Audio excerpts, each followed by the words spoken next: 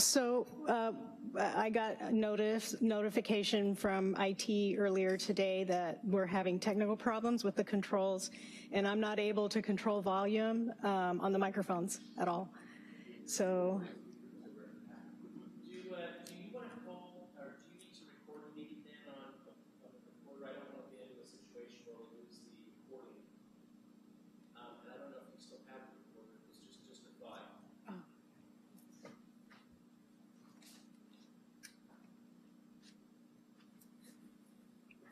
I need to put batteries in it. Technology is wonderful while it's working, powers on. You don't want to come back and again. So.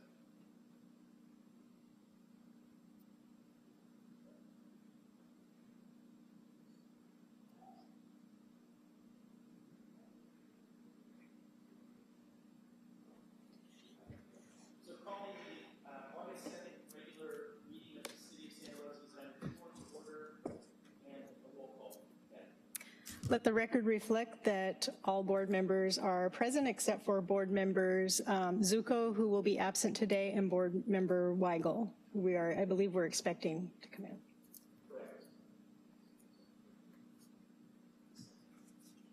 Moving to item 2, approval of minutes. We have 2 sets of minutes to approve tonight. The May 3rd draft regular meeting minutes, which Patty got out to all board members. So.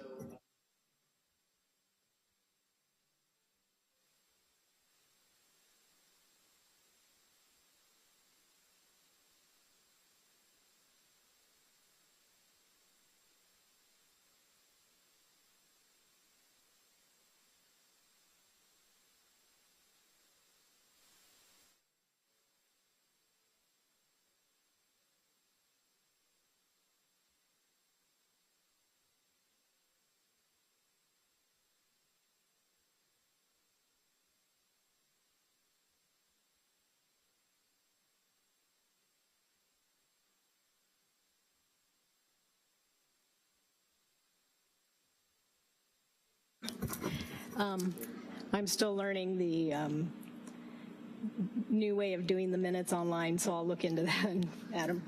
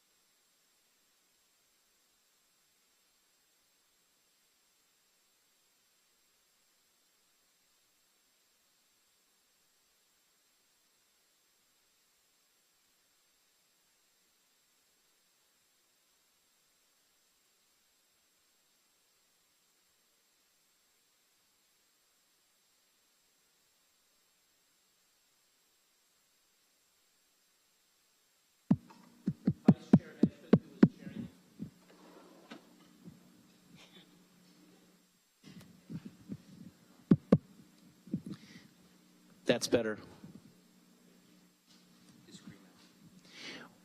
Vice Chair Hedgepeth, who chaired the meeting, noted that there was not any detailed information in the minutes regarding the Highway 12 project from the July 5th meeting, and feels that there should be some detail of the discussion recorded. Would it be appropriate to perhaps ask Vice Chair Hedgepeth to make a quick list, get it to Patty, and we can bring those July 5th minutes back or into the next meeting and let those who were present review those comments?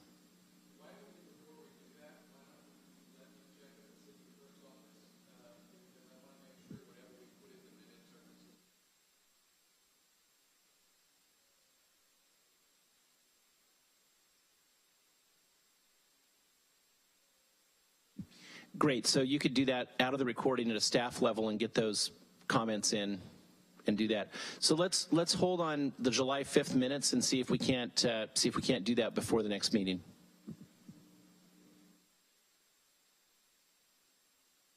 We can take a 5-minute recess. We can reboot the system and see if the mics will work. Okay, so we're going to trouble you guys with a 5-minute break to prepare your cases and get ready for the meeting, and we'll be right back. Thank you.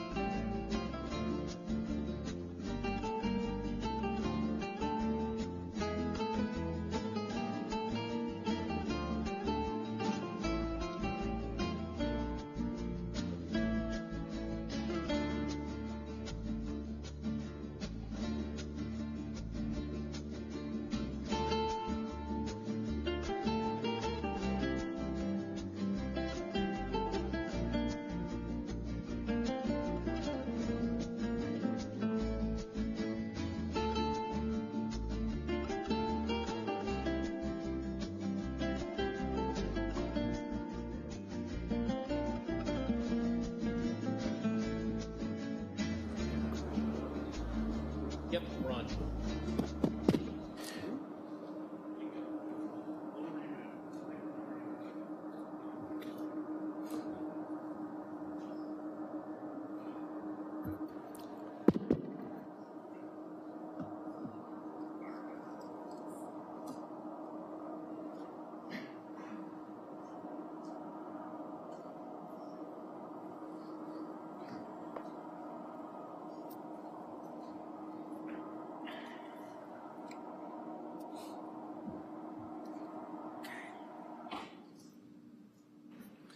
Okay, so there you go with sound.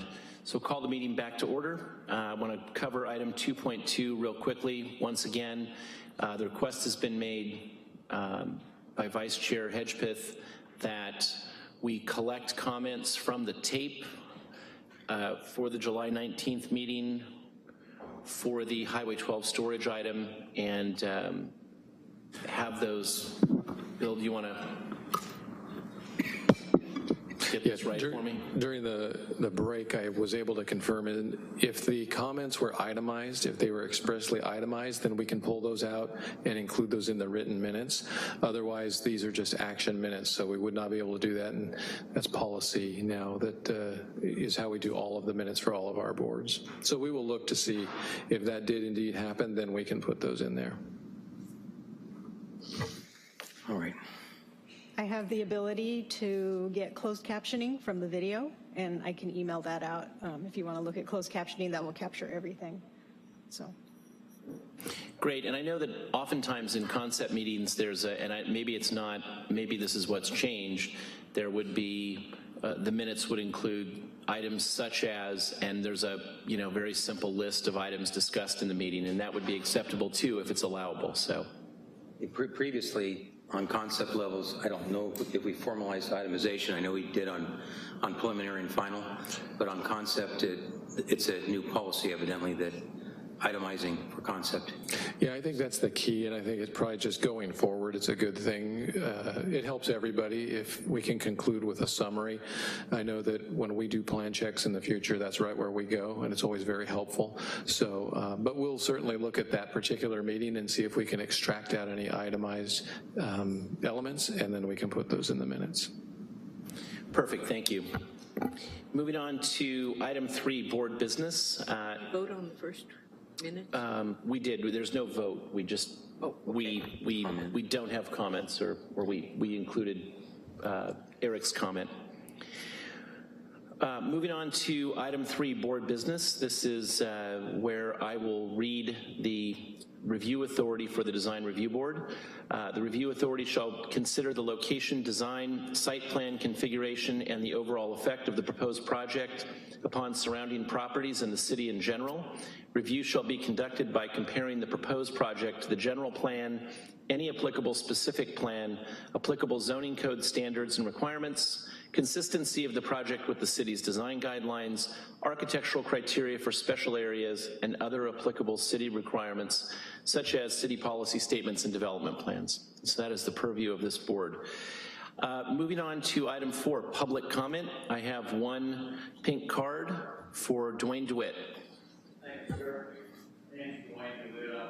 Rosa, before you started, I asked for a little extra time because 6.3 has been taken off the agenda, and I didn't know that.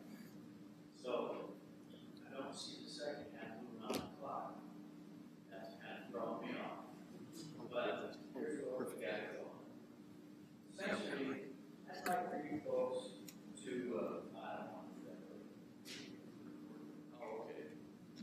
makes me feel like I'm trying to play karaoke with design review, and that's not good. So, Dwayne DeWitt from Roseland. I'd like the minutes to accurately reflect my comments today. This approach that the city's taking to just action minutes and just minimal approaches of reflecting what's been put into the record is not as helpful to the community as it could be. Part of the mandate for boards and commissions is to actually have a type of a dialogue, in a sense, with the community about how things are going to go.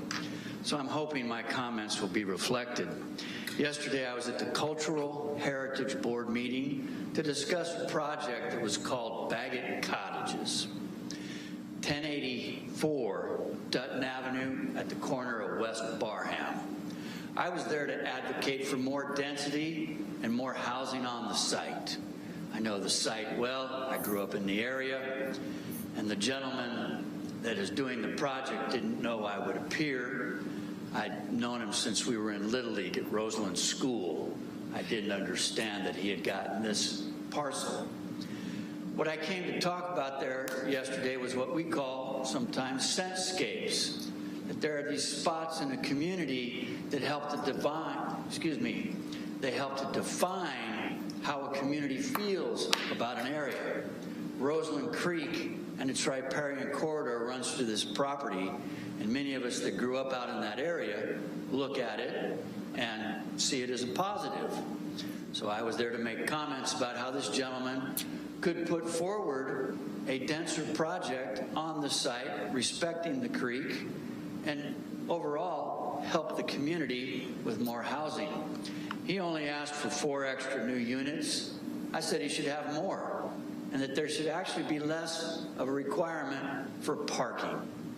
Now, I know that you folks probably don't ever quibble about it with the city council or the city planners, but I'd like to say that the slavish devotion to parking needs to stop.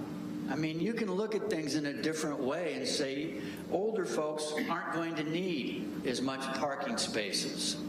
That there's an approach that you could take, especially on a site like this being infill, up close to Sebastopol Road in a transit-oriented corridor, that you could do less parking on site. I would hope that you'll hear this today and maybe talk amongst yourselves and maybe somewhere along the way advocate to the giant bureaucracy, less parking is okay. And I'm not here making a penny on anything I say today, so I don't have a dog in the fight other than it's important for our community out there to have less cars passing through. And if you incentivize development, infill, by saying, hey, we'll give you some opportunities for your accessory dwelling unit, for the things you're trying to do, if you do it in a way that there's less parking, less hardscape. So, on the thing about that Sinead Village boondoggle, that little thing is just hopefully dead in the water right now. While that's happening, all that paved land up there could be utilized to follow the grand jury's report from March of 2017, in which they stated that property could be used for homeless housing while it's waiting to be sold. So paved land can be used by modulars, by container type housing, and get it in there quickly, temporarily, and be housing people. It's the type of thing that if we really believe there's a housing emergency that every month the city of Santa Rosa keeps reaffirming, it's time to do it and get it done. Put some leverage behind this, if you will, as you talk to the officials. Because all that paved land up there, those parking lots, they can be used. And that's the same thing out there at the old Naval Air Station where my father was when I was a boy. It's like, hey, let's use what's already paved, get some stuff in there for people to be in off the streets and some shelter, and not get all wrapped up in the planning, what's that term they call it where I'm from? The fandango. Yeah, that's it, where you just always constantly worry about what the planner says. How's the folks? I won't blow my eyebrow. Thank you kindly. Thank you. Moving on to item 5, statements of abstention. Do we have, when we do have Weigel, is he going to be abstaining on 6.2? Give me that chance. Okay. Great, so at this point, no abstentions from the 5 present board members. Moves us into our scheduled items. I'm just going to lead off the scheduled items today. These are both new a new process, a relatively new process for us. These are both RC items, so they are items that meet the requirement as resilient city in our opportunity development corridors. I think I've got that term wrong. So today, the concept design review that we're doing on both items is the review in front of the design review board. As a result, and we're here in chambers now, unlike some of our less formal concept design review dialogues from room 7. I'll run this a bit more like a preliminary design review hearing or a public hearing, so that the comments back and forth are a bit more formal, and it gives the board an opportunity to make a final round of very distinct comments that we can take notes on and forward to staff, as the zoning administrator will eventually be taking a look at these same comments and also, I'm sure, listening to the recording or watching the tape. But we are doing this a bit more like a preliminary design review hearing. There's a little bit more room built in for informality. We want to make sure that applicants walk away with a very good understanding of what our comments are, as they are going to be part of what the zoning administrator bases a decision on later. So expect a little more formality than maybe you're used to with some of our room 7 hearings that were concept design review. So moving on to item 6.1, concept design review for the Kiwanis Springs Senior Assisted Living Center at 450 to 500 Kiwanis Spring Road, file number DR18-043. And can we get a staff report? Great. Good afternoon, Chair Birch and members of the Design Review Board. The project before us today is the Kiwanis Springs Senior Assisted Living Center. It is a project by Griffin Fine Living out of Southern California. They do, as they'll explain to you in a bit, multifamily residential, commercial development, as well as community care facilities. The project is comprised of 2 parcels, total of 3.67 acres at currently addressed as 450 and 500 Kiwanis Springs Road. The proposed development would be a 2-story, 112-unit community care facility featuring 71 senior assisted living care suites, 31 senior memory care suites in a secure neighborhood, and 10 one-bedroom multifamily affordable dwelling units, and employ more than 80 full-time personnel. Project location is in southeast Santa Rosa. It's located on Kiwanis Springs Road between Santa Rosa Avenue and Petaluma Hill Road. To the north, we have some commercial use, Santa Rosa Marketplace with a lot of retail services provided. Detached single-family residential to the north as well. Coming down to the east, we have multifamily development. And then to the south, we have a project that I believe, if not has gone before you as concept review, will be, which is multifamily mixed-use project off of Yolanda. And then to the west, we have residential mobile home development, and then of course, commercial retail goods and services along Santa Rosa Avenue. Bit of project history. Staff held a pre-application development services review in November, and then the required neighborhood meeting was completed in January. In June, the concept design application was submitted, and this project does require a rezoning and lot merger. Those applications have been submitted recently in July. Per the general plan, the land use classification is medium-high residential, and there is no need to amend the general plan for this proposed project. Additionally, the current zoning is RR40 for the lot addressed as 450 Kiwanis Springs Road, and PD 0408 for the parcel addressed as 500 Kiwanis Springs Road. The PD was a senior housing development, high-density senior housing development. And so the rezoning application would request to rezone those parcels to R3, multifamily residential, in which community care facilities are a permitted use. The project is located in the priority development area. This is the Mendocino Santa Rosa Avenue corridor. That priority development area is established by designating a 1-mile buffer around the Highway 101 corridor.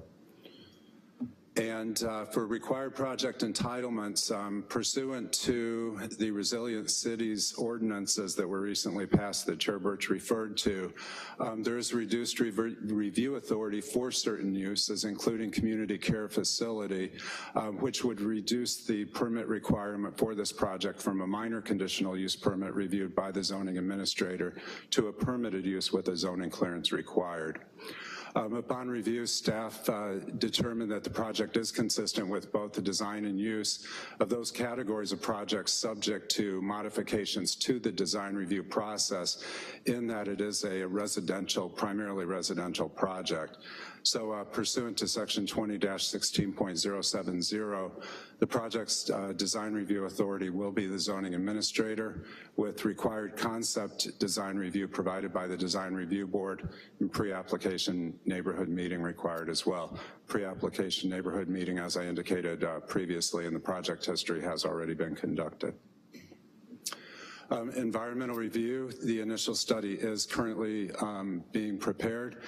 Planning Commission would review and approve environmental review as part of the rezoning application that is currently in plan review. And with regard to public comments, the neighborhood meeting that was held in January, it was a cold, rainy, dark night, and we did not have any attendees at that meeting, so there were no public comments received either at that meeting or in response to the neighborhood meeting notification. And so with that, I'll turn it over to the applicants for their presentation. Staff is available to answer any questions that you might have. Thank you. Yeah, thank you, Andrew. We'll take questions from the board for staff before we move on to the applicant presentation. Start with Eric and work our way down if there are questions for staff. Scott? My only question was back to the no action on a concept review, but it sounds like we are going to take some notated minutes of action items per se for the zoning administrator to cursorily review. That's where we've started with the first pieces that we've done, and I think it's it's an informal process right now. It may be something that needs to be worked through.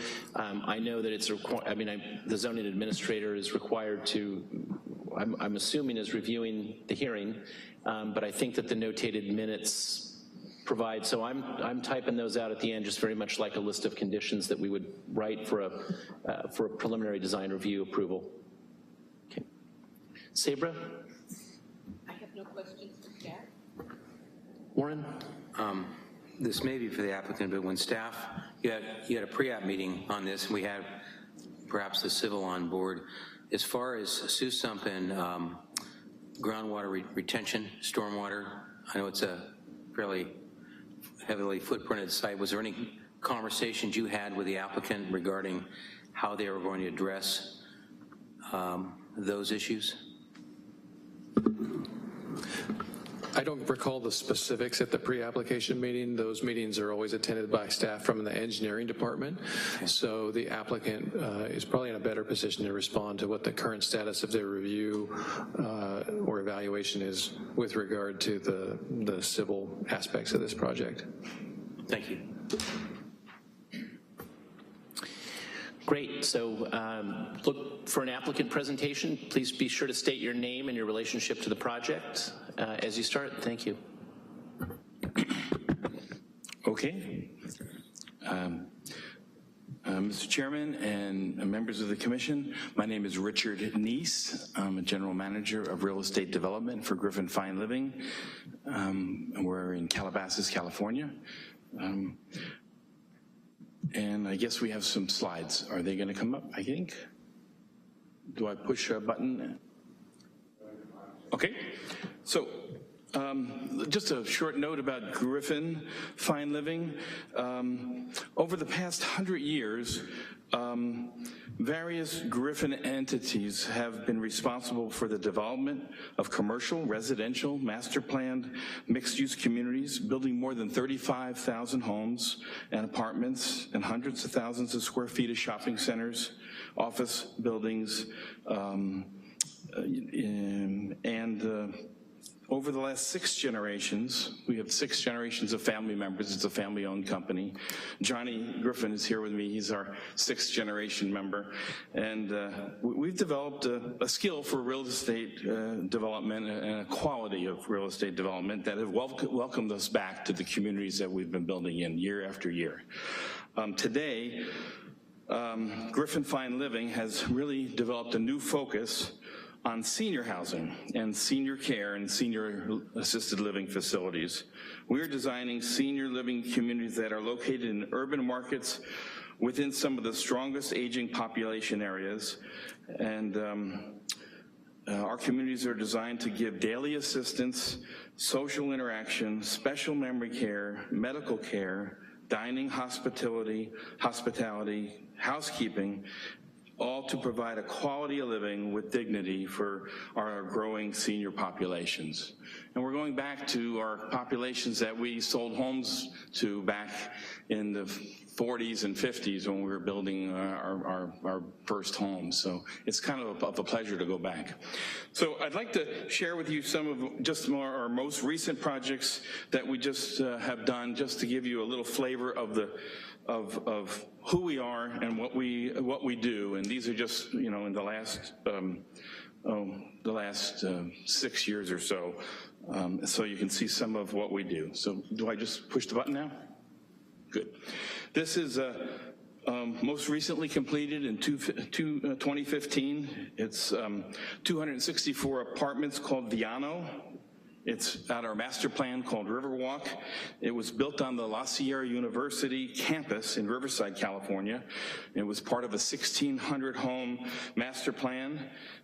This was one of the last pieces on the endowment property of the university, held by the university, and we built it on a 99-year lease.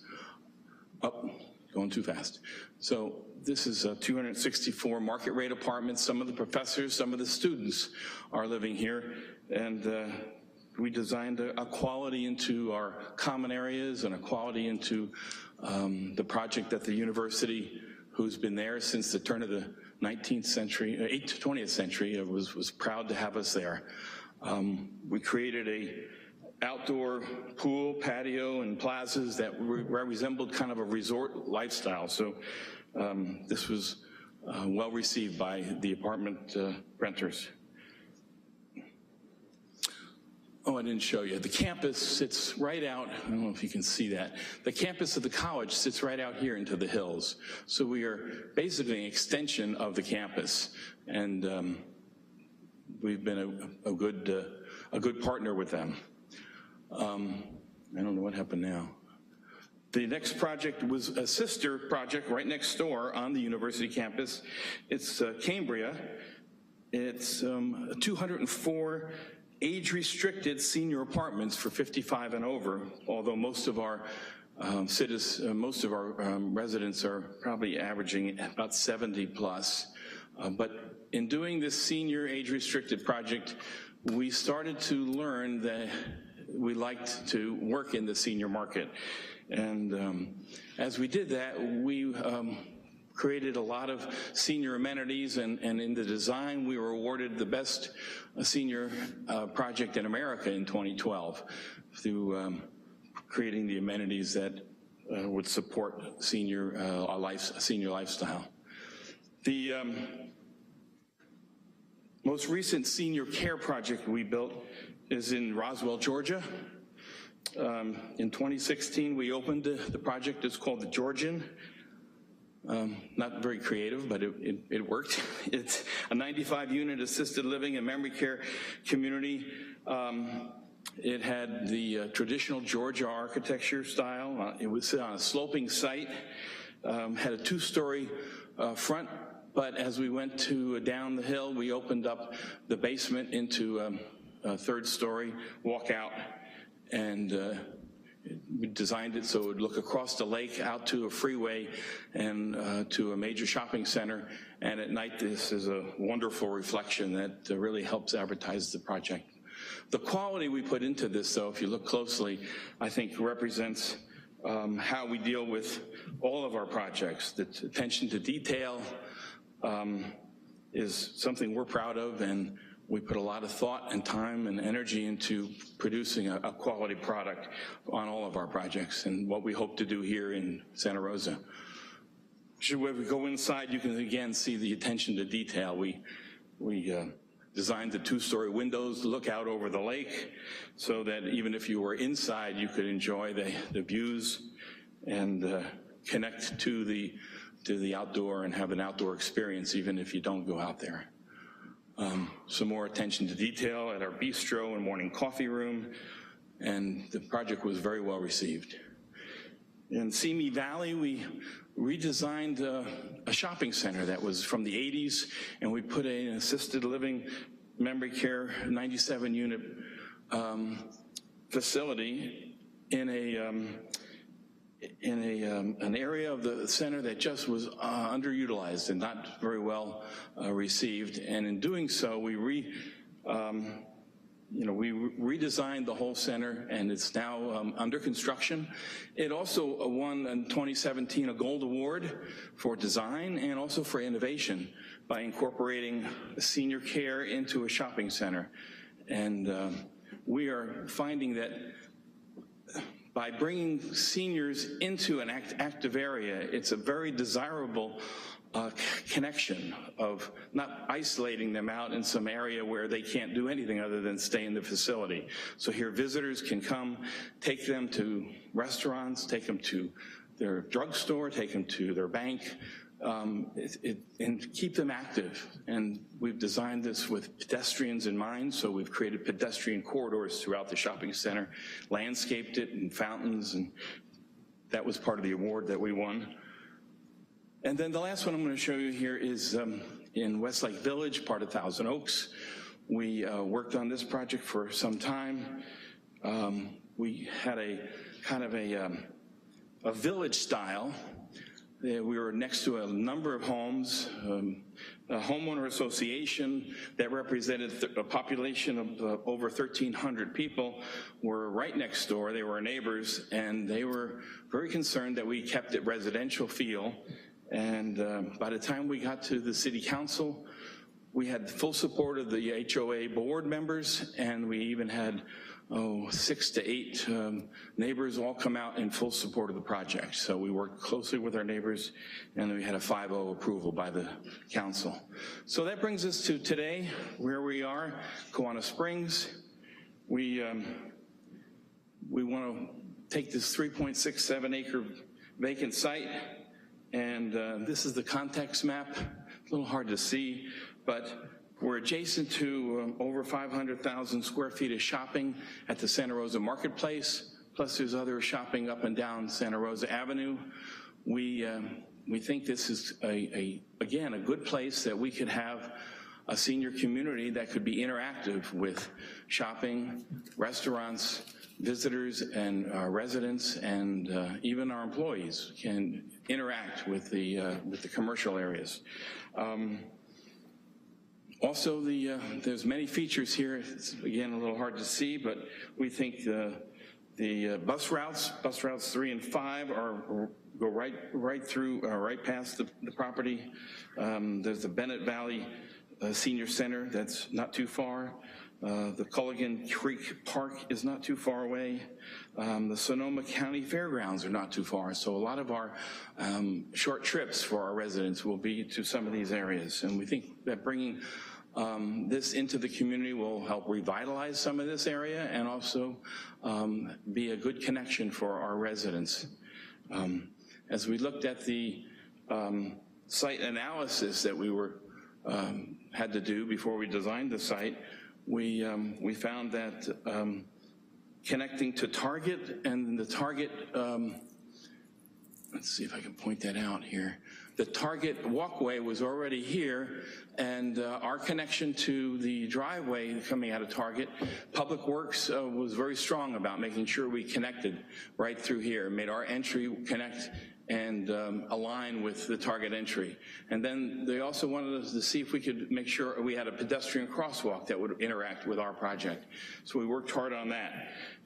We also worked with the fire department. They wanted a second access, so we worked hard to come up and have a second access for fire.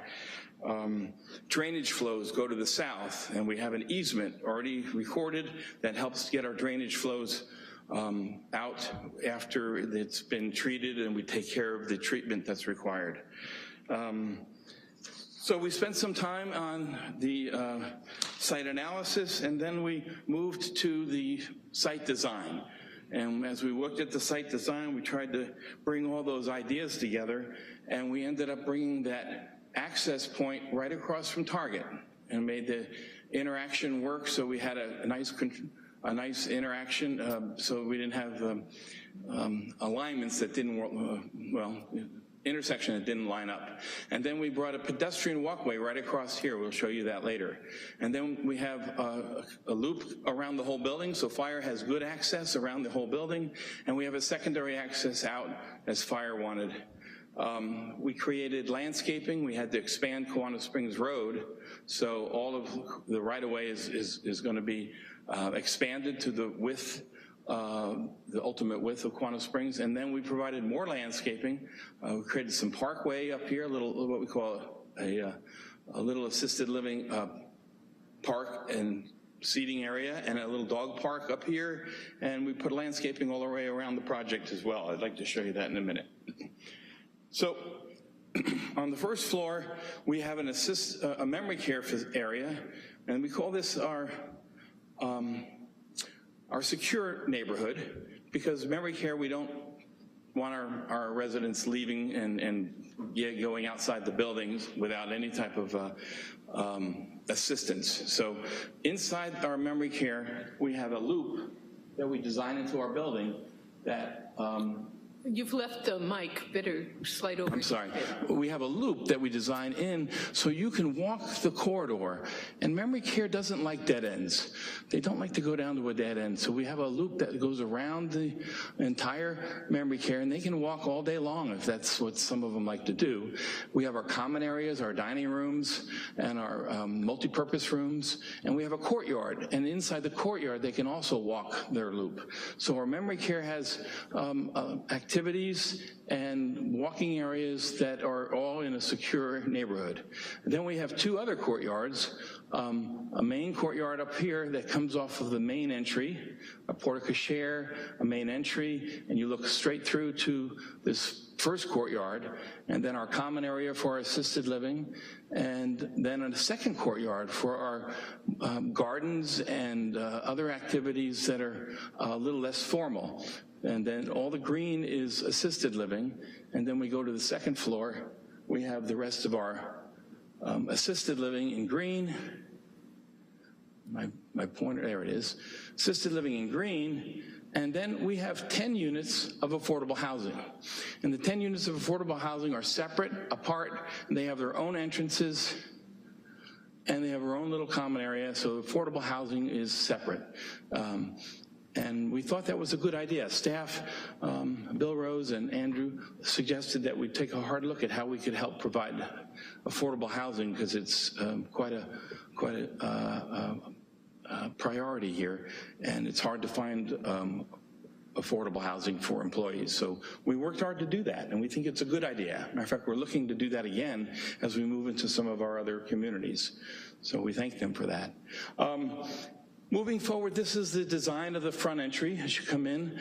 The porte-cochere is designed for protecting from elements of the sun or the rain, and we're using a kind of a modern craftsman style with a fresh color scheme. We have horizontal and vertical siding. We have shingles. We have custom gabled roofs, exposed rafter tails, stucco and stone tapered columns, and some dark accents. And we think it has a really, really nice feel. That's another shot of the front entry, then the porte-cochere, and visitors, residents all arrive at the front. The employees will arrive at an employee entrance most of the time. Then this is looking at the building from Kiwanis Springs. Kiwanis Springs Road would be right in front of us here, right in front of us here. This is Kiwanis Springs Road. This would be our secondary entry.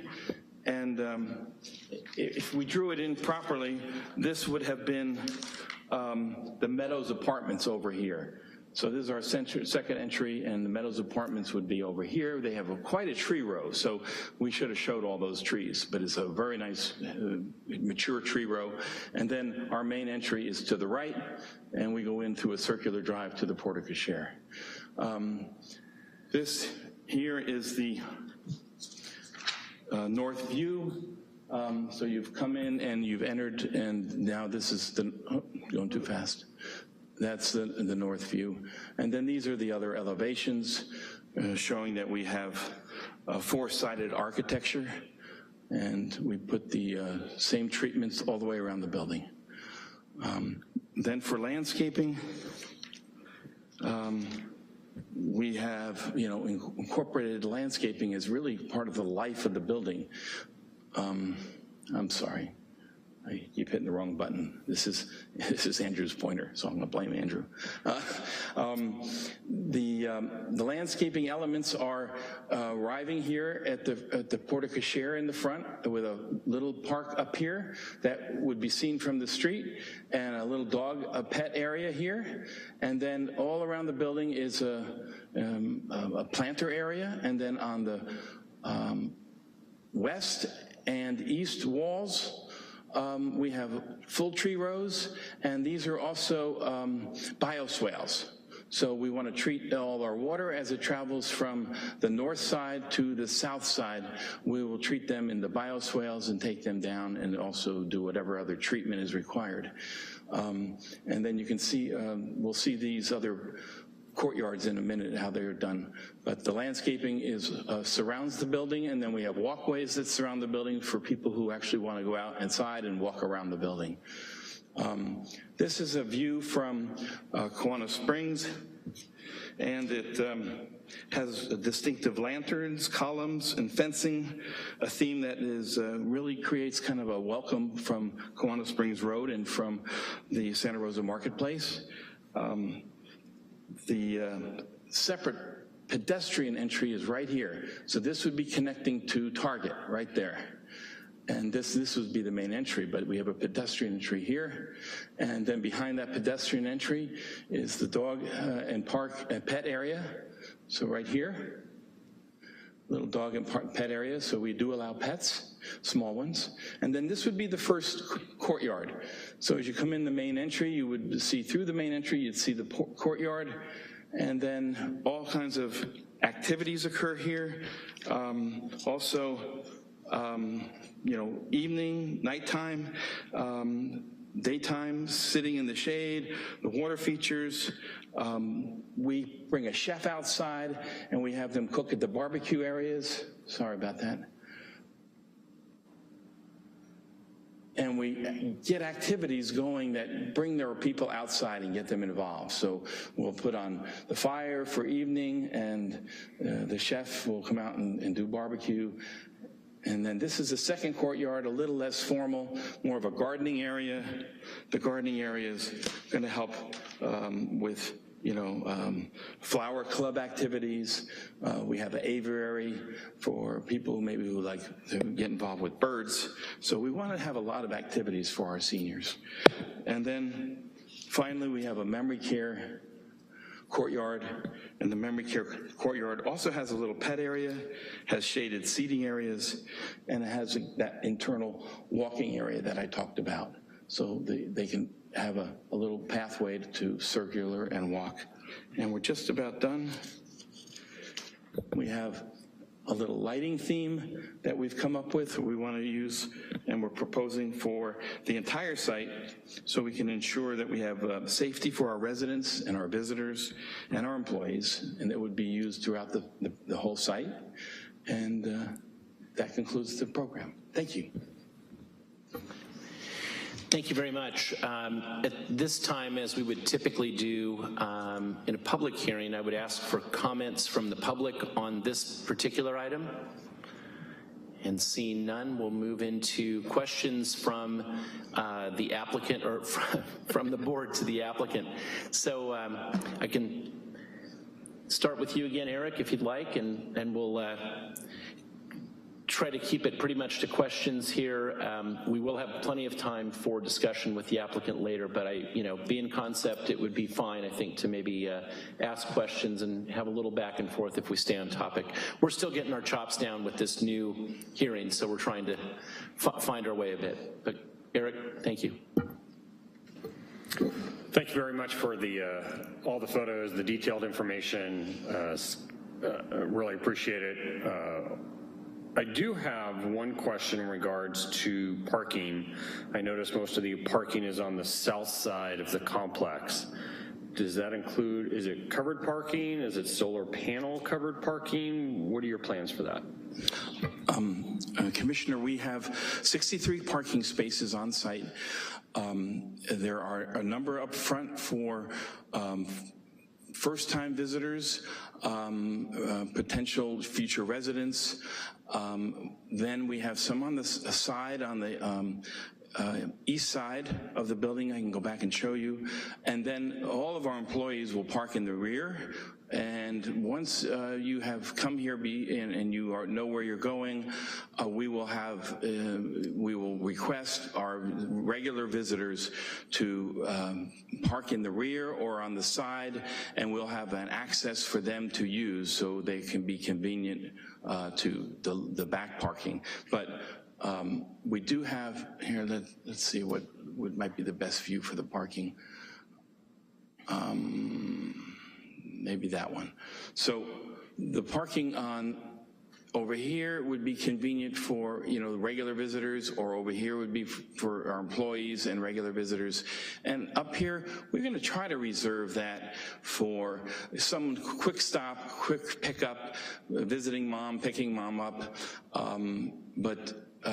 Yes, I guess to answer your question, most of our parking is in the rear.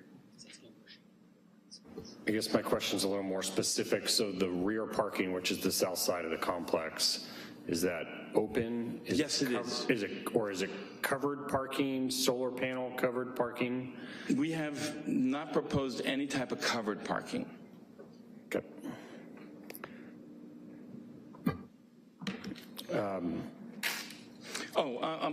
We do have trees and landscaping. So eventually our trees will give us a lot of shade, but we did not propose any type of structural carports. Yeah, I didn't see on the landscape plan a lot of detail on that in regards to the parking. So that's my only question, Chairman. Okay. Thank you. Scott? Yeah, so it was hard to tell from the civil drawings, et cetera, whether the whole perimeter is fenced, and it may be that it's already fenced on one or both of the sides by the neighbors. Commissioner, on the east side, we have a block wall with the apartments, so it may not be shown. Let's go back to that other one. I think it's a clearer picture. So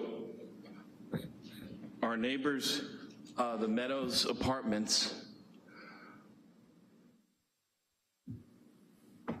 this is a block wall that's existing, and they have a really nice tree line there.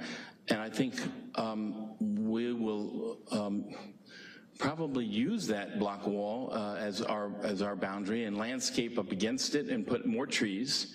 And then over here on the west side, there is nothing there, just a kind of a chain link fence. We will put a block wall there. Or if you want a condition for that, that's fine. We want to put a block wall along that wall there. And then along the south side, we want to put a block wall here. We would like our property to be fully enclosed, and we would like the landscape all along those block walls with, like I said earlier, bioswales and trees and the ground cover. Thank you. I also, you mentioned in your presentation, I think I saw it on your presentation, but not on our plans in our packet. There is a connection from your internal walkways out to the sidewalk, correct? Yes. Right, let's see. Johnny, this one doesn't show. Yeah, I don't know that it's on any of our, I saw it on one of your plans, says that it jogs off of that main entry there. The landscape architect, I think, here we go. Yeah, there you go. Right here, okay. This is the pedestrian way that goes right to Target, right across the street, and it comes in here and goes in front of the pet area, and then we'll go around the whole building. So there's our connection there, and then you could actually walk around the whole building this way as well. Right. Okay. Thank you. Let's see. From an architectural standpoint, are the mechanical units tucked in the roof wells so that they're obscured from? Yes, they are. We don't use the room air conditioning system. We use a whole building system. So all of the units are on the roof, and they would be screened. I would expect you would have a condition for that, but we want to screen it with our parapets or our roofing elements. Great. And then the stair towers looked awfully tall relative to the other roof line. Do the stair towers provide access also to the roof? Or is it just a? They do, and they also help break up the let's just say the long line of the roof element. At one time we had 3 stories. We dropped the 3rd story as we refined the plan, and we're able to do everything in 2 stories. But these little towers, they're just elements. I think, yes, they provide roof access, but they also were more of a design element to keep this from being such a monotonous roof. So in doing that, we kind of intention, I guess those are the ones you're talking about that are tall. Yep. Yeah, I think they are the access points. Yeah, those are my questions. Thanks. Thank you, Scott. Sabra? I'm really pleased to hear that the city has asked you to make certain designed into this project is a pedestrian access to the shopping across the street. Right now, the sidewalk from Santa Rosa Avenue to this site is non-existent. Is it your expectation that you will actually build a sidewalk that fronts on Kiwanis Springs Road? Commissioner, yes, we will do the full street improvements along Kiwanis Springs Road in front of our property. We're going to widen the street to the full width. We'll add the sidewalk, the curb and the gutter and the sidewalk and the parkway landscaping, and then we'll add our own landscaping and enhance that as well. That's what I thought I understood. Will you go to 8 feet on Kiwanis Springs, or are you intending to go to 5? For the sidewalk? Yes, sir.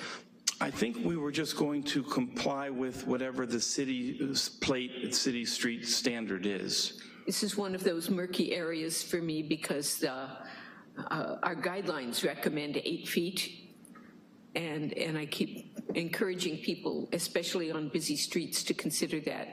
For your people in assisted living, mobility is always an issue. And I would love to see enough space that power lines and poles and other things that interrupt the sidewalk simply are not part of their experience, especially as I imagine some people will be in mobility assisted devices. So that's just a thing to keep in mind. Sometimes the minimum requirement of the city is still not gracious enough to serve the needs of your particular clientele. I have another question about the affordable housing. And first I have to commend you for thinking of it or for doing it when it was suggested by city staff. I think the addition of affordable housing, particularly for employees is a very good idea. All your units are one bedroom, as near as I can tell by looking at them. And to me, that means that you're anticipating single adults as employees. I'm not certain at all whether that's feasible or reasonable. I have no judgment on whether that's reasonable. But are you limiting the people who can use these affordable units to employees, or are you going to consider people who are not working for you as possible tenants? We were asking if we could have employees have a first option to lease those, and if we can't fill them, then they would be open to any citizen. But we were hoping that we would be able to have a first option to our own employees, and they would be, maybe our our housekeeping people, or our kitchen people, or our maintenance people, and I would expect that we might be able to fill it up. But we said if we can't, we would certainly want them to be leased to anyone else who would be able to qualify for affordability. And they are all one bedroom? I have interpreted your site plan correctly? Yes, they're one bedroom. And a one bedroom in the affordable world would be a two-person family. That's what they would. As I understand, right. Yes. To answer your other question, I did look up our Kiwanis Springs Road section is a 7-foot sidewalk adjacent to a 6-inch curb. 7 feet's better than 5. That's good. Okay.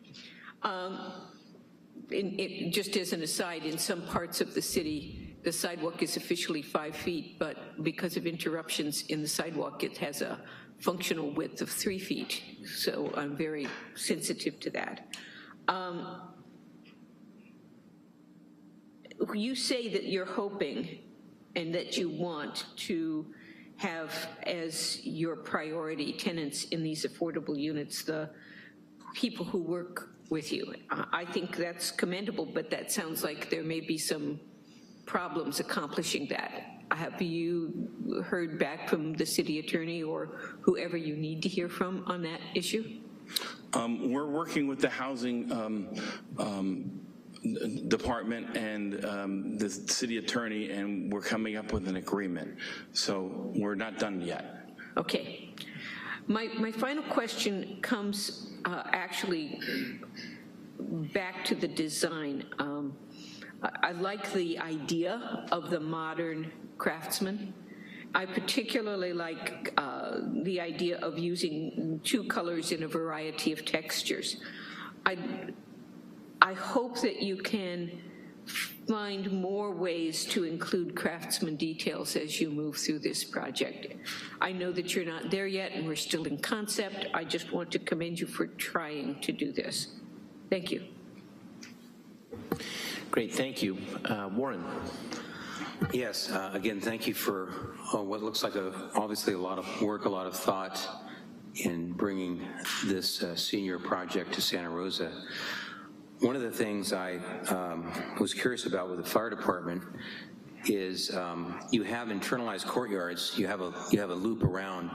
As far as accessing the building, did you vet with the fire department that you can serve the internal parts of the building in addition to the perimeter with this enclosed plan? Yes, that is my understanding. The architect and fire department have looked at the preliminary concepts, and I believe we're meeting all of the fire department's requirements at this point. Okay. I know that Carriage Lane, which is the trailer, the modular, I'll use the word mobile home park to the west, as far as access, singular access from there or from the surrounding, the adjacent easterly apartment complex, it can be difficult working with neighbors as far as sharing easements, hence the internalized road with your block construction. I was curious about the heights of this building, and I just want to get clarification. You have a 12-foot height for the ground floor, and then the second floor starts, and it's another 12 feet, so it's 24 feet vertically for two floors. That's exemplified in your elevation on sheet A4. And I'm a little puzzled here with the framing. When you look at the actual windows and the heights of the windows, were you anticipating like 11-foot high clear rooms for the memory care and the assisted living? Because what seems peculiar is the miniaturizing of the windows for such tall volumes throughout the project. So I was curious. I know in assembly rooms, having a higher ceiling for those scales makes sense, but I was just curious, when you frame and build this, are you going to afford the same vertical room volumes as the theme through the project? Commissioner, in our past projects, we found that having 9-foot ceilings or even 10-foot ceilings create a volume that is pleasing in a smaller room. Mm-hmm. And so we look to do a 9 or even 10-foot, sometimes we coffer up to 10 feet, for the residence rooms. Above that, we run all of the, the AC and the mechanical equipment. So without being able to be exact and specific to this design, right now, our past projects, we are creating as much volume as 10 feet in our rooms. Yes. Yeah, I'm not discouraging the height. it looks like there's a possibility then of exploring windows to reflect that volume as well, so that the scale of the window in the room, it would enhance or complement the room volume. The questions around, I know you have an elevator in the building, and the elevator is more internalized, so the question back to board member, to Scott, about the purpose of the volumes that you mentioned from a design standpoint, break things up. Elevator shafts have a purpose, but that's more internalized. Your perimeter, and this is going to be in the form of a question, Chairman. The perimeter lengths of the building, particularly the easterly length, was almost completely unbroken at its gutter line. And on the westerly side, there are a few more appointments there that do break things. But the question about what may happen between mechanical and venting, there's a lot of current experimentation with how heat pumps, if you're not going to use singular ways to address ventilation, if it's going to be more central. In many ways, the plus of all that is you get to internalize all that, and you need mechanical space for it. But perhaps, maybe it's the architect and the mechanical still early, the aspect of you utilizing some of these forms. You've got parapets, but the actual tower forms, if there's glass there, maybe it's vents or something, but that's an early question, because you have high stack areas that can expectorate heat, and you have areas behind parapets. I noted from your interior courtyards, because of the desire for high room volumes, the elements you have, like on sheet A9, those particular courtyards are reflecting the same roof height. So you have a relatively tall, we've got a 24-foot wall that is a 2-story building, and we have the glazing there. And as you said, I think the confirmation, as before, you're going to create a theme of room volumes for the residents. These are, I call them the pillow rooms rather than the associated community rooms. Mm-hmm. Those rooms will also champion a higher volume. And so just confirming that your architect was mindful that all these volumes do add up, and in the courtyards proper, those same volumes were intended. I think in one of my questions, since this is very early and I'm going to try to leave it as a question, I really deeply appreciated you showing all of the many of the existing projects you've done, Irvine and other places, some of them wearing gold medals, and the possibility of exploring other styles rather than the Craftsman as a possibility. Was your architect ever considering that something besides Craftsman might be attractive? Oh, we did. We were debating the right type of architectural style for this site, and we looked at the marketplace. We looked at the metal roofs. We looked at the overall general area, and we debated a while, and certainly we didn't think Spanish style was necessarily the right fit, and we went through a number of different, we looked at kind of the, what I call the village style, and then, but we kind of came back to the, it's probably old for you guys, but we kind of came back to the wineries and the themes that the wineries have established here, and that this became focusing more towards a Craftsman. But we didn't want to go to the old Craftsman look. We didn't think that was where we wanted to go. They wanted to do something newer or fresher, so we started to look at more of a modern adaptation of a Craftsman look with a fresher interpretation. So we did debate it, and it's still not out of the question, but we just kind of said this felt like the area would be the right way to go. And we looked at images after images for a couple weeks, and but we're Southern California homegrown people, so maybe we looked at it, through a different paradigm than we should have. But we when we go to different areas, we try to look at what is appropriate for that area, and sometimes maybe we should look at it differently. But we were open to hear your comments. We're open to hear your comments. Thank you.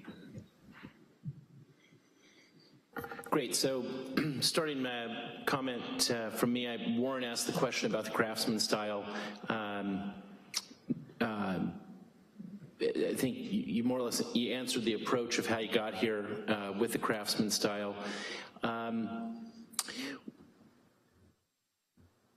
Yeah, and I think that was my primary question. We can get into it in comments. It seems a bit out of step with the area. And I think we probably need to discuss that a little bit further. Let's see, this is the point that I reach in the meeting where we don't have quite the same process as a preliminary design review hearing. Maybe what we need to do is and maybe start to engage in a little bit of dialogue. Let me actually move a conversation forward, maybe question and answer with you on the point that I was interested in with the Craftsman, and then we can let the rest of the board pick up some comments. From my perspective, how open would you be to dramatically altering the architectural style of the building?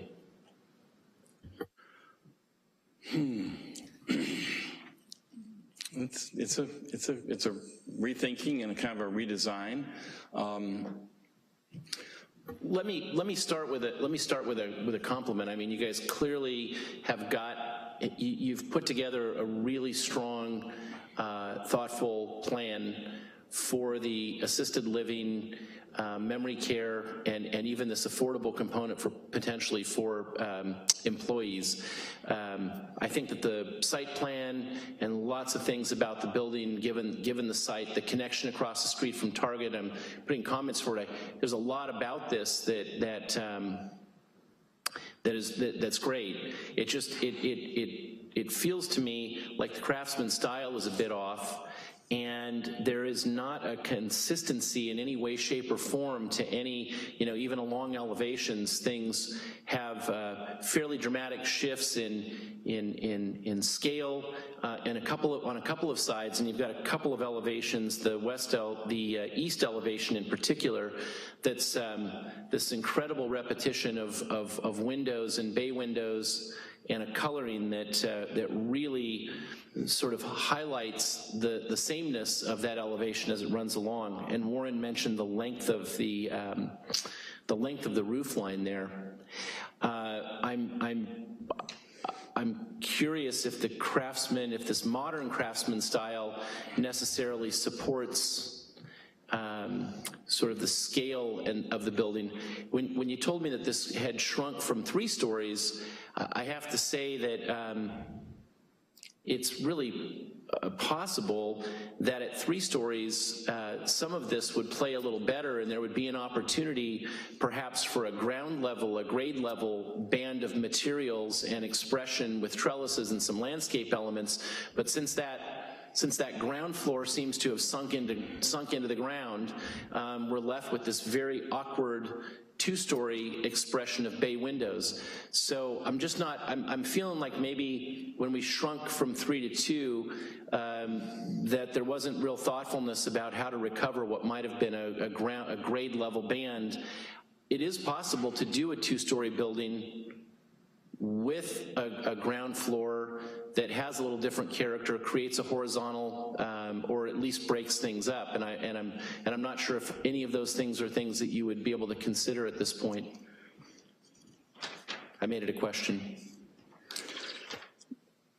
And it's always something we can consider. Yes. Do we want to go back and begin again? We would prefer not to, but it's certainly something we could consider. Well,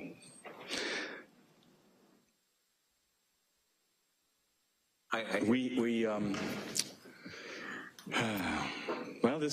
guess this is what we call our conceptual design review.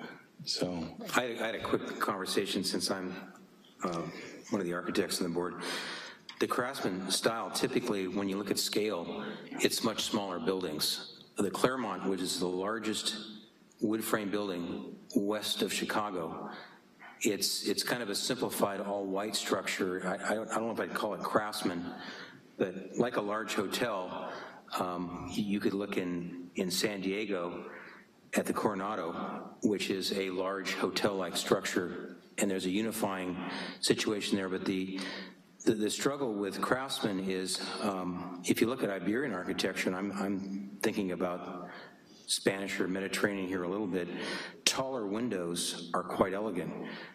On the board, we look at forward-thinking, even contemporary forms. I don't consider this contemporary Craftsman, but I think the salvaging of your whole program, the salvaging of all your exit and your elevators, if you just look at the internal organs of the project, if it breathes with different windows, if it breathes with a whole different mentality on the outside,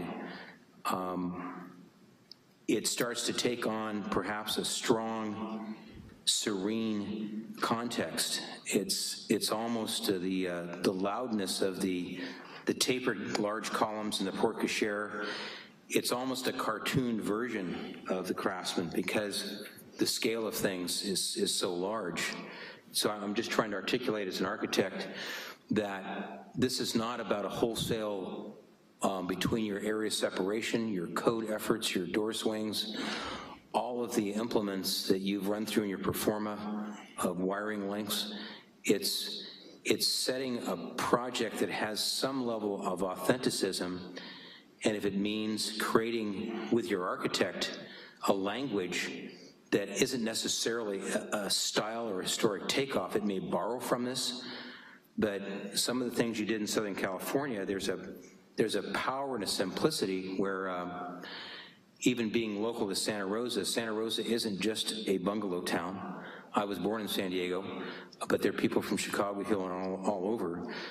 But I would like to think that there's some unifying way to not necessarily create a whole lot of colors or a whole lot of scale challenges, where you empower yourself with taller windows, you empower yourself with some of the things you did in other places, not so much Georgia, but it could be an opportunity to really explore a language, a structure, for the lack of a better way, if you look at how music is scored, something that would be less awkward and quite beautiful.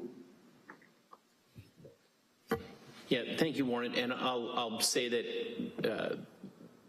the projects that you showed us before all had very strong, powerful entry statements and facades and materials, and there was a very distinct program to each one of those. I looked very carefully because I was already I was scratching my head a little bit about some of the elevations in this project, and I looked very carefully to understand the rhythm of, you know, the bump outs and stairwells and elevator towers just as you went through those. This project, I think, and I'm sure those projects are organized for functionality and their components very well, just like this project is, but it almost feels like this project sort of got craftsman elements rolled out across the outside face of the box, and there's not a rhythm and a balance that's strong enough to carry it. As it is four-sided architecture, there are architectural features on all four sides, but they don't seem to be working together to me. And I think some thoughtfulness, as Warren said, about creating a stronger language and pattern that is able to, really carry across the various elevations would be helpful and improve the project in the long run. I guess at this point, I would like to ask each board member to provide some final comments and bring home any points that you'd like to make, and I'll try to capture a few details that we can pass on to the zoning administrator.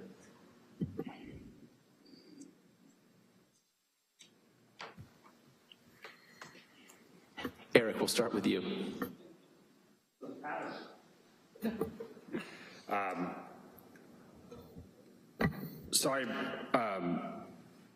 I actually like the project. I'm glad to see some senior housing coming in.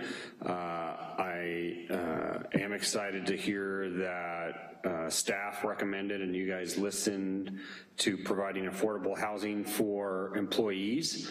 I do like that component of it. I think it's important. I think it's a great trend to keep moving forward with other projects. And I do think it's important to prioritize that for your that housing to be available to your employees first. So I hope that gets worked out with our housing department. I would like to see a solar component added, and I think the perfect spot for it is in that parking area on the south, the employee parking area or long-term visitor parking, provide shade for the homes, can provide some solar to it. The last item, which we've had a lot of discussion about in regard to the modern craftsman. While I'm not an architect, I do find it appealing. If you look at the surrounding areas, both the Mountain View villas at the corner of Pet Hill and Kiwanis, as well as the Renaissance apartment homes, which are on the east side of Pet Hill from Kiwanis, those apartments, I think, I don't know what architecture to call them. They're not craftsman style, but I certainly think the renditions of the modern craftsman looks better than Mountain Villas or the Renaissance apartment homes. If you look at the surrounding neighborhoods that are just east of the shopping center, which would be Sapphire and Onyx, as well as Lansbury. They're just plain tract homes. A few of them have some craftsman style front porches, but I think putting something with more of a modern architecture that we've approved recently with downtown, I think has been fitting well downtown, but would not fit here. So this doesn't help staff getting different opinions from us, but I actually do think it would be a good fit in this area. So I like the project, I like the employee affordable housing that's available, and I do like the architecture. I'm a little concerned about the traffic in the intersection there. Kiwanis Springs is a very busy road, very fast road, but I leave it up to our traffic engineering department to make those recommendations rather than us. So those are my comments. Thank you. Scott? Yeah, so I'll confuse staff and the applicant even more. Is that I think that my biggest challenge with the Craftsman style in its current form is really just the east elevation. You know, to Michael's point, it's a standard repetition of windows and the same repeating theory over and over again without really having any harmony, I guess is what maybe Warren would use. I think the elevation facing Kiwanis Springs actually kind of works because it's shorter, it's 180 feet or so, and it's got a recessed component, and then you've got the porte cochere as a natural entry point. So I think that element for me as a Craftsman style kind of works. And on the west side, you kind of have more of a broken, sorry, it won't slide for me. A broken up approach where it doesn't feel as daunting. I do think that those two stair towers, while I agree that they break up the roof line, I think that that's all that they do. I think they're way too narrow for the massing and scale of everything else. They just kind of look like toothpicks in a big sea of timber. So I think that some more attention to that. Again, you know, breaking up the roof line, I'm all for that. So don't lose sight of that, but those towers are a little skinny and weak for me. Oh, there we go. Just come on, baby. I think you may run into some challenges, and again, this is concept, so with your block walls and the footings that are gonna have to be put in place on the block wall and where you're trying to locate the bioswales and trees, you might end up with a little bit of a conflict there, but you'll work through it. I just wanna point that out. Also agree with Eric that you could use some solar and some covered parking spaces, particularly given that you're providing living units to others outside of the senior care and memory care. So even if it's just the 12 units, I think it is, of affordable housing. So if you just, you know, give a nod to the people that are gonna be permanently there. Sorry, my computer decided to reset itself here.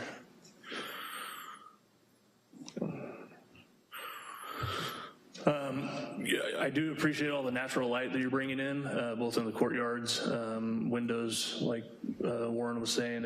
You're following the theme of the exterior in the interior courtyard, so that's great. I appreciate all the landscaping throughout the property in the courtyards, as well as it seemed you wrapped the property in tree line, which is impressive all the way around for a property like this size. I think that you could look at some permeable paving on the site. I don't know if it was, do they, yes, yeah, okay. So anyways, I didn't see it, but if you've got some, that's great. Overall, again, to Eric's point, happy to see the project. I think it's a great addition to the area, and that it included affordable units is fantastic. So thank you for that, and thank you for all the work you put into the package, because it allows us to kind of take a large bite at it, as opposed to not having enough information to even comment on. So thank you. Thank you, Scott. Sabra. So this is going to be great for you to take notes from. As a non-architect, I'm going to say that I looked at this as a row of bedrooms and understood the size and scale of the windows because they were bedrooms. Certainly, I think that it's reasonable to talk about more light, potentially more French doors size windows. You have some, it's always possible that there might be opportunities for more in your common spaces.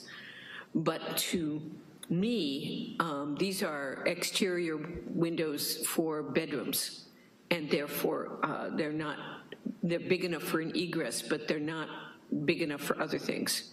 So that was how I looked at them. I was really pleased that you had the 6/1, 8/1 kind of pattern, because I think that that fits the design that you're working with. I have to agree that there's nothing very inspiring about the architecture around this site. It's not consistent. I would not want you to be trying to work collaboratively with the shopping center across the street. The apartments are not the kind of thing that might appeal to someone in their 70s or 80s who is, after all, your clientele.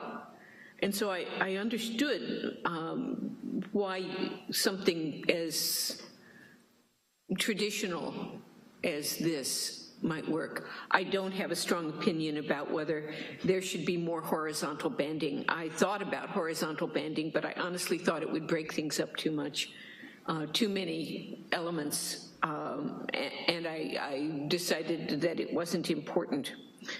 So from my perspective, the biggest issues are the amenities for the clients and the assurance that the people who are residential are comfortable. And so for that, I want to agree with solar panels. I want to agree with covered parking. I think that can be done all at once. I think it's important, since we can have very torrential rains or non-ending rains in the winter, that the people who live here are comfortable. Certainly with the porte cochere, you have covered an area for inviting patients out, inviting your clients out, or inviting families in. So I think that you can do that for the people who park long-term. The one thing that I didn't see, and I'm sorry, it's probably there somewhere, I just didn't see it, was bicycle parking. And for that matter, I also didn't see how you're dealing with trash collection. Those are things that we look at. I know that you're required to do bicycle parking, I just didn't see it. And since we're still at the concept stage, I wasn't deeply concerned, but I hope that by the time you get to the next level, you'll include it. Thank you, Sabra. Warren? Yes, thank you, Chair Birch. Again, my hopeful tone here is one of general support for the project, what it's doing. It has a site plan that is really generated by all the restraints. Here's my comments. When it comes to the rain we do get here, you can capitalize on these internal courts by having the water in those areas be part of the feature seasonally for your residents. There's wonderful ways, since, I don't know if your corporate office is in Los Angeles, but all the West Hollywood housing like the Davis brothers did in the 20s, where you have people experiencing seasons where drainage is used like it is in Europe. You can actually see water run and feel it and be part of that rather than hiding it. That would be exciting. I was thinking again of what Scott Kincaid was mentioning about the tower forms, and going back to, I think it was one of your projects where you actually converted inside a large shopping center. You had strong columnar forms with horizontals. I'm not a proponent of cultured stone. I'm not a proponent of materials that are trying to be what they're not. And when you think about architecture from Iberia, when you have tower forms, you have what's called a dovecote or a shouldering. So it's not like a pike out of the ground, but you can contemporize all this. I'm not here to say, let's go in a time machine to 1921 or to 1740, but just the principles of how your eye travels and steps and moves up and how gutter lines are broken. The real solar opportunity here is not the parking lot, it's all your parapet areas. It's probably 50 times that of your parking area. And whether that over time becomes with energy increases, I'm not a shareholder to PG&E, but I will say that energy is gonna go up in cost, but you could actually photovoltaically hide a lot of things in the future behind your parapet. But again, my general hope here is that it's an opportunity, almost a joy for you to cut your architect loose and look at something that's strong, that's serene, that isn't necessarily so broken up, that capitalizes on beauty, on purpose, where maybe each courtyard is slightly diverse, it's different. Where the experience of people inside as they go outside in each court is something wonderful. And landscaping is strong, but just, and I know there are those, and I want to respect Eric who likes the architecture. It can be a personal thing. It's dinner conversations across America every night. People don't throw food at each other, but we have different tastes. But I just can't resist but show my compliments and revere for what you've done in other places. And that strength could really come here. Thank you, Warren. I think that the board has covered pretty much the compliments and the concerns at different ends of the table here for the project from my end. I hope that there is some room to perhaps at least reorganize some of the elements and the architectural language that you've got in this package now, and I think that would be in and of itself a big improvement. So that's my final comment. And with that, that is the end of this hearing, and we will move on to take a 5-minute break and move on to the next hearing. Thank you very much. Good luck getting this done. It'll be fantastic to see this going in soon, I hope. Chairman, members of the commission, thank you very much. Thanks for all your comments and your time today. Great, thank you very much. We'll take a 5-minute recess.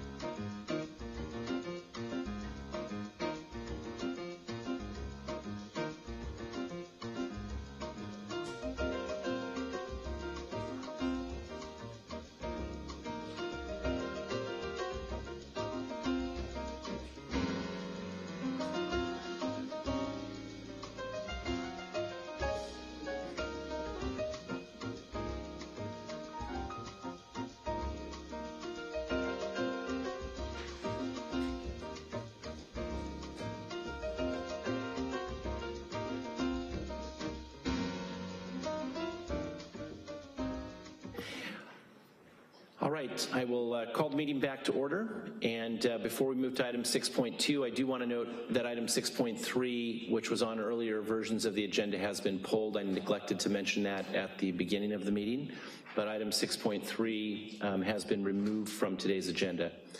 Item 6.2, concept design review for 532 Aston Way. Project is at 532, 538, and 544 Aston Way. File number DR17-002. Mr. Hollister, if we can get a staff report.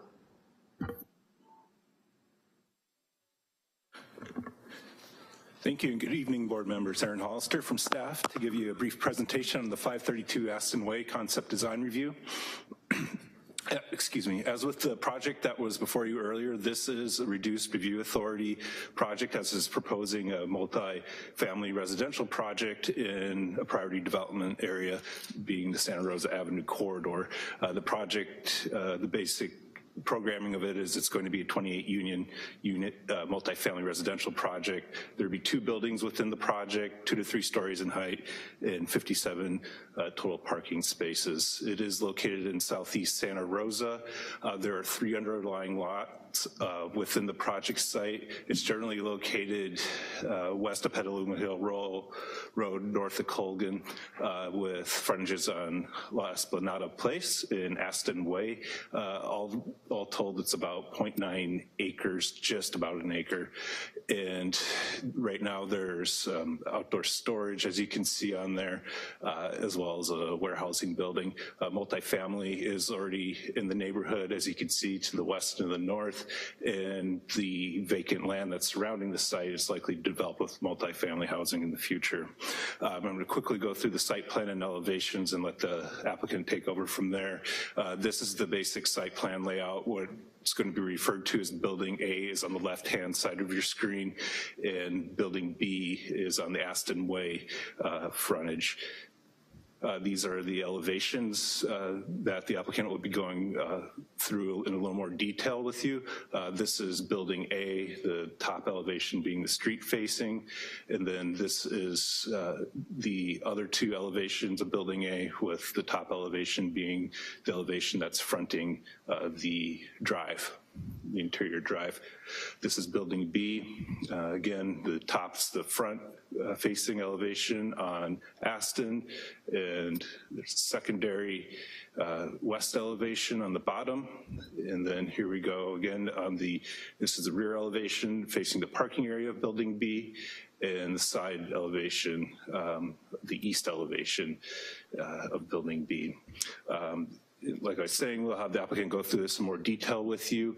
This project will not return to you for preliminary design review, as is located in the PDA. The zoning administrator is going to be considering this very quickly. We actually have set the date now for August 15th.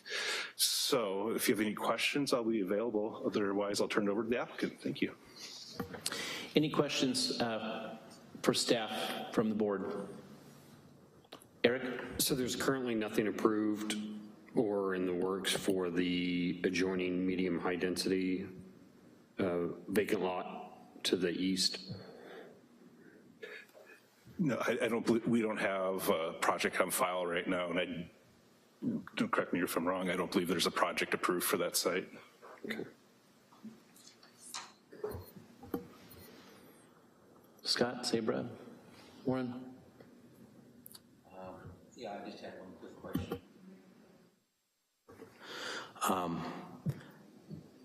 The unit count is 23, that's correct? 28. 28, I'm sorry, 28, okay. I think that may answer my question. The parking ratio then with that appears to be,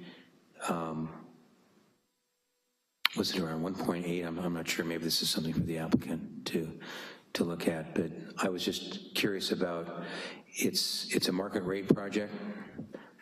Okay, that's my understanding. Okay, that's all I have. Thank you. Great, thank you. Doug, since we know you, call you by name. Well, thank you. I must say, Chair Birch, members of the board, your digs have improved since I saw you last year, so a little more breathing room than around the table at room 7. Yeah. My name is Doug Hilberman. I'm the president of Axia Architects, 250 D Street in Santa Rosa, and we are the architects for the project. I have the design team here with me as well, and they'll introduce themselves as they talk about their portions of the project. I also have the owner here who may have some final comments and statements to add to the project. This project that you have in front of you, let me see if I can use the new materials here. Yes. The project that you have in front of you here actually, you know, aside from downtown lots, I think is a poster child for urban infill, or for infill development, I should say, not so much urban, but suburban. And primarily because of the fact that we're in such close proximity to downtown. It is currently a warehouse, an industrial warehouse with a storage yard to the side of it in a residential neighborhood, a neighborhood that has grown residential over the years. And as it's grown to a more residential neighborhood and grown with medium to high density residential around it, the owner has wanted to convert it so that it corresponds better with the direction that the neighborhood is going. And so this is a situation where it has gone through a rezoning and also a general plan amendment and moved to a residential zoning, a medium to high density residential zoning. And the whole spirit of this particular project is to really kind of correlate with the rest of the evolution that's going on in that particular neighborhood, given its close proximity to alternative transportation, to bike paths, to some of the city parks, and of course being basically about a mile to a mile and a half from downtown. So with that then, let me lead you through just a couple of basics as it relates to the project then, and then we'll be here to answer questions for you. These are the photos essentially across the street to give you some flavor for the neighborhood context. I'm sure you've all been out to the site there. You will note the fact that the immediate neighbors here to both the north and to the west are mostly two-story residential. Within literally blocks of this site, there is also three-story residential. And so this, you know, kind of sets the context and the flavor. A lot of parking on the street. A couple of these projects around us probably utilized parking on the streets as, you know, an anticipation for how to handle their unit counts here. I think one of the things we tried to do was get all of our parking requirements on site. And the other thing, we had a couple of options with this particular lot to work with, and I'm sure as you look at it, you've probably run through these in your own head too. One of the most immediate was to, you know, figure out in terms of where we put the parking and where we put the buildings. Really, you know, we had some options. We could have put the parking out towards the front of the street. We could have put the buildings set back towards the back. We could have, you know, put a large portion of parking in the center of the site and then put buildings, you know, kind of as bookends on either end. But the way we ultimately ended up was really trying to take a page out of the design guidelines in terms of the pedestrian-oriented activity on the street. We positioned the buildings towards the street and then put the parking in the back. And in doing so, we also brought the buildings down to the ground rather than having a first floor with a podium with all parking underneath and the units above. We actually brought the units all the way down to the floor, put the porches out to the front yards, and in fact, where we had the diagonal of La Esplanada Place, we pulled the building back. We allowed it to gently move back as it moves down the street so that we could increase the landscaping along the pedestrian sidewalks there. For the facades, the facades take on a bit of a modern line, but the textural quality of the materials is where we try to make a nod back to some of the more traditional styles. We've got the board and batten there, we've got some of the stucco, we've got some cornice lines, but we've also taken some modern lines by finishing off and changing some of the angularity of some of the bays and going with some larger windows and larger formats so that we get more light into the units. In addition, we brought in some brise de soleils on the southwest corner as a way to shade some of those windows around the corner. We've utilized a lot of porch elements at each of the units, both to create outdoor space, but then also to shade some of the units down below them. And again, the parking, the owner really felt strongly about bringing garages into this as opposed to just carports. Seeing it as a real, helpful tool for storage and also to kind of round out space for the units. So we've got a number of tuck-under garages that, again, face to the back as opposed to facing to the front of the street. And then what we're doing is kind of bringing the units down in front. And in your packets, you've got the floor plans to the units. I haven't brought them for the presentation primarily because we're focused on the exterior design. Again, the rear facades, we're trying to create just as much treatment around all four sides of the building as the fronts. So we've got a lot of in and out activity, a lot of profile relief, and we've also got these the rear decks facing off towards the parking areas as well. A couple of other things I might point out is we tried to also vary the mass along the street. And you'll see off to the right-hand side here, and I'm actually going to go back one, you'll see it on the left-hand side here where we're looking at the La Esplanade facade. On the upper facade there, we tried to create two-story elements where it was most visual to the neighbors. And then tried to while we bookended it with two-story elements, we then created more three-story elements in the center. So that two-story element occurs at the curve, at the cul-de-sac, as we transition from La Esplanada Place to Aston Way. And then again, on the facades that face onto Aston Way, which is this one right here, you'll see that on the two ends, we actually provide two-story relief to the two ends, and we set back the upper story on those end units at the two bookends up on the third floor. It shows up more in the floor plans there. You've seen it in your packets there, but that is basically an extended deck that extends out on the two bookends, and the solid surface is the two-story bay that faces forward. Again, the rear facades, in this case, this is the building that is facing to Aston Way, what we're calling Building B.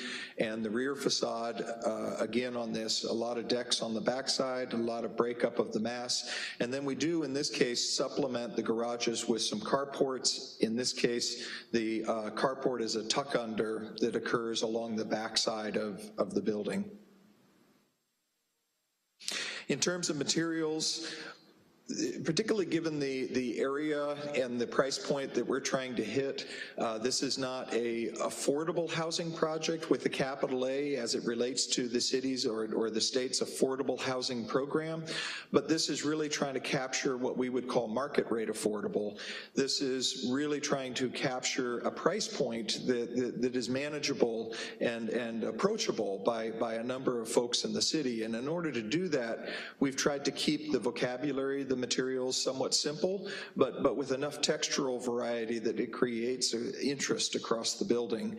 We've tried to create the floor plans as very efficient units, and then the roof lines on here, we've created mostly a flat roof system across most of the building, again with the parapets occurring for variety along the bays. Judging from what I heard from the previous applicant here, the question of solar came up for their project, so I'll just preempt that and jump out ahead of it.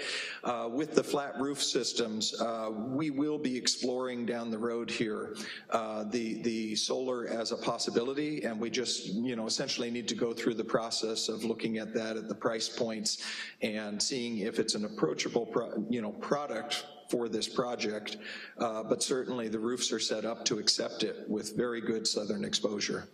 I'm going to hand the mic over now to our civil engineer to go through briefly the civil engineering, and then we will hand it over to our landscape architect to go through the landscape. So I'm going to introduce you to Rob Huffman here. Thank you, Rob Huffman, Huffman Engineering, and I'm at 537 College Avenue, Santa Rosa. We have looked at this project as far as for the bioswales and the treatment, water treatment. We've got a detention basin that's designed in the, I guess it's a southwest corner. We also have some bioswales that lead into this detention basin. All of the stormwater will be treated, and we also have tree wells along Aston Way, which are the tree wells that have the filter basin within each of the tree wells. We've also met with the fire department, and there's an inset which shows the fire department turnaround that's located at along Aston Way, and that's the main entrance for fire access. And I believe we've addressed the Doug has addressed the height limit, I guess, with the fire department, and we've gone over that with I guess it was a fire chief. And basically, we can introduce some permeable paving if we need to, but at this point, we don't think it's necessary. But with designing this future, in the future, we may be considering that as well. And essentially, that's how we've laid out this project, with the idea of treating all the stormwater coming off of the project and also detaining it and allowing it to infiltrate back into the soil. And we do have a good storm drain system that we'll be able to tie into along La Esplanada. And essentially, that's how we've looked at the civil part of it. It simply just drains more to the southwest corner of the project. And that's pretty much what I have on the project. Great. With that, let me change the slide over to our landscape, and I'm going to introduce Don McNair. Hello, Don McNair, McNair Landscape Architecture, Kenwood, California. Basically, simple landscape plan. We borrowed heavily from the streetscape in this case. Very small front yards in this case, shrubbery, drought tolerance. We worked around the bioswales, and really what we were left with in terms of canopy was the perimeter areas, as I mentioned. Along La Esperanza coming in, it is we're proposing autumn blaze maple, probably 40 to 50 feet tall, 40 feet across, great fall color, and it's an acceptable street tree for City of Santa Rosa. Along Aston Way, I went with a more columnar maple called Armstrong, roughly 35 to 40 feet tall, 15 feet across, and again, some great, good fall color on it. The tree for the interior, at least at the back property line, would be the Chinese pistache, along with, hang on one second.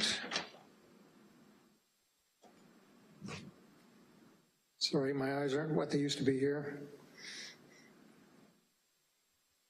The Areobat tree, the bronze loquat. So it's an evergreen tree, and the idea is to provide a bit of interest and a bit of seasonal screening, as well as seasonal change along that back property line.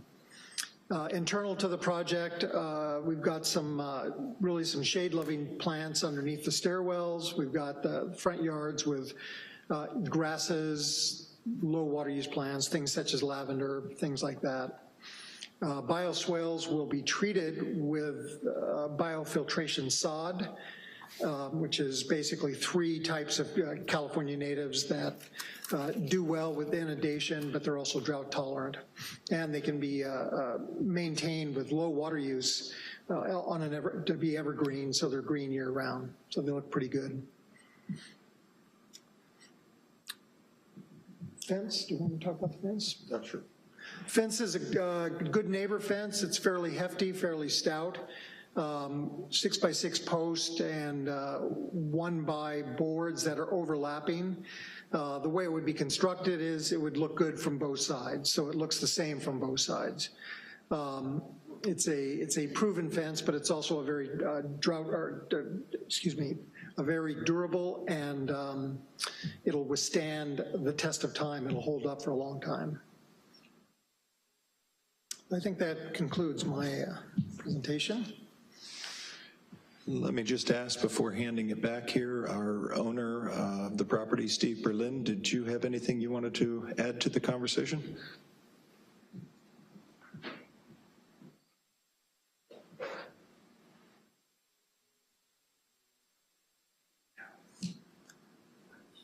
Yeah. Hi, my name is Steve Berlin, and I'd like to thank the team that I brought in for making a great presentation. I'm a bricklayer, you know, and but you don't see any brick in this project.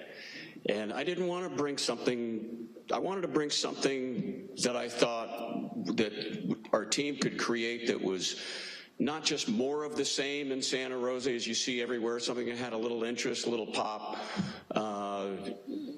something, the parking garages, the covered garages were an important consideration for me. I own some other rentals in some other towns, and you know, parking gives, covered parking and personal parking adds a lot to a project, I think.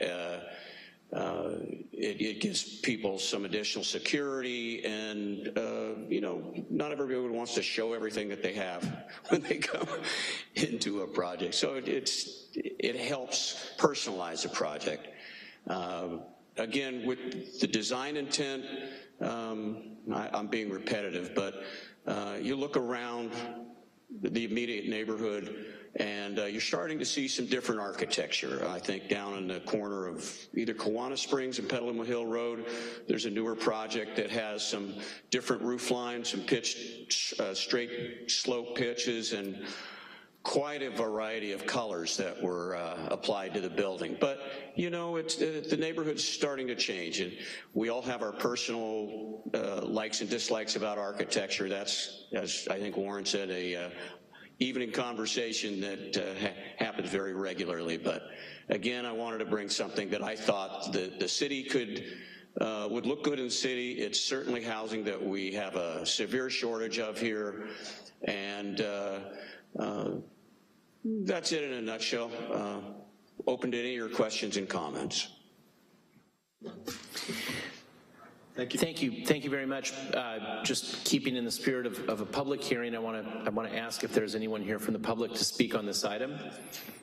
I'm seeing no one. We'll continue forward with questions from the board for the applicant team. And Eric, we'll start with you. We're consistent. Good evening, Doug. If you can walk me through one more time, and I apologize in advance, from the Aston Way side, the view from the street. Sure. I believe it's the rear. Is it the side elevation? This is the what we're calling we're calling it Building B, but this is the front elevation. The top one there is the front elevation on Building B. That's what faces Aston Way. Correct. And what this does in 3 dimensions is the 2 ends, the left and the right end, where you see the green bay. Those are forward. Along with the rest of the building, and then in the upper 3rd story of those 2 ends, that sets back almost 10 feet.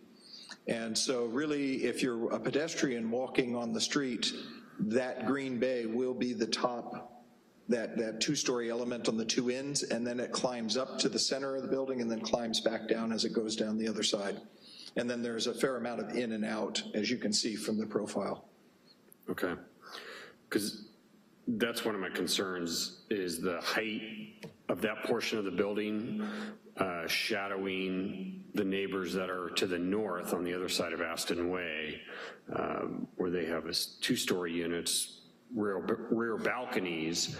So that's why I'm asking not only the height, but you had mentioned that there's a partial building setback, so I'm trying to visualize that a little more. Correct, and actually to supplement that, there's probably only about a 6 to 8 foot difference between our height and their height, and the reason I say that is because we went through quite an exercise this last year.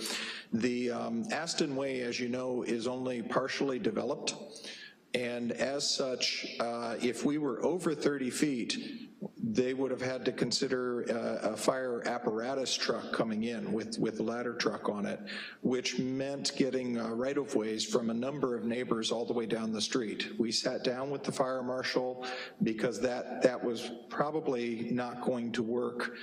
We sat down with the fire marshal, talked about what they were comfortable with for firefighting. If they're under the 30 feet, we can get it with just regular ladders. And in the process of that, and the reason I'm bringing that up is that actually had us creatively shorten the height of the building. And most buildings you'll find, probably those 2-story buildings are somewhere around 10 to 11 feet floor to floor for the first to second floor, and then probably 10 feet for the third. So they're running up around 22 feet or so for their eave line, and then probably up from there. We're only at 29. So there's actually, when you consider there's 30 feet across the street and we're only about 7 to 8 feet taller, there's probably not much shadow that we're providing on the buildings across to the north. Okay, I appreciate that. And then with this project, will Aston Way be developed, in other words, that it goes through, do you know? Not with our project. With our project, the gate has moved it then down a little bit, and we've certainly improved our side of Aston Way. But as I think there was a comment earlier, a question about the larger medium density or medium to high density residential lot that sits both behind this lot and ultimately extends all the way to Petaluma Hill Road. At some point when that develops, and there have been a couple of schemes that have been forwarded over the years to the city. I don't know of any active ones either at the moment, but at some point when that develops, that will have a responsibility for continuation of the development down to Petaluma Hill Road. Okay. Or I should say that will have some responsibility, not the full responsibility. I think that's the questions I have for now. Thank you. Great. Scott? You talked about the wood fence, Don. I also saw a note of in the front area, there's an iron fence with panelized metal. Yes, and in fact, this takes the type of fence that we were proposing in the front yard in many ways replicates the fencing that's being used across the street by the project across the street. It's an entirely open fence, okay, but provides some degree of security, which essentially from reviewing areas there seems to be a norm in terms of providing some of that in that neighborhood. And how tall is that? Do you know offhand? I believe we had it at 6 feet. So it provides like a courtyard, if you will, off of the. It's open fence. Oh, it's just open. Yeah. It's visually wide open. It just deters folks that are not living there from making their way into the parking areas and the any of the personal areas. Gotcha. And then... And actually, if I might, and forgive me, Scott, sorry about that. Let me go backwards. This might be a stretch to ask you to look carefully, but if you look carefully, this building in this photograph has the exact same style of fence in front of it there. I think one of the things you could definitely take away from it is visually it's not obstructive. Yeah, Sabre was able to pull it up on Google Earth, so. Perfect. Yeah, I got you. I follow you now. And then as far as the color palette, is the color palette as represented on the drawings, is that effectively what it is? It is. That's certainly what we're proposing, is essentially lighter colors as it relates to kind of a background material, and then we were looking for a little pop or accent as it related to the bays. and then some natural wood as it related to natural wood and iron or steel as it related to the balconies. We're certainly open to, to feedback on that, but the idea was to try to get some earth tones tied in with some lighter materials as kind of a play between color and neutral. Those are my questions. Sabra. So I'll start off with something that's not common in this area, and that is the secondary exit, which has a gate. Could somebody talk to me about why there's a gate, how the gate works, what the concept is? Sure. Let me make sure I'm clarifying. When you're talking secondary exit, you're not talking about our U-shaped driveway here. You're talking about the gate in Aston Way. Is that correct? That's correct. Okay. The gate in Aston Way, and I don't know, maybe the city staff want to weigh in on this because there's probably some history with the gate, but basically it's the transition, as I understand it, between the public road and what is really kind of a private drive right now, with the intention of future development of Aston Way as a public road. I guess I don't really understand that. So is Aston Way right now a private road? Because that gate fronts onto Aston Way in your drawings. Bill and Aaron, do you want to jump in on that one? Sabra, are you talking about in the roadway? Well, I'm actually talking about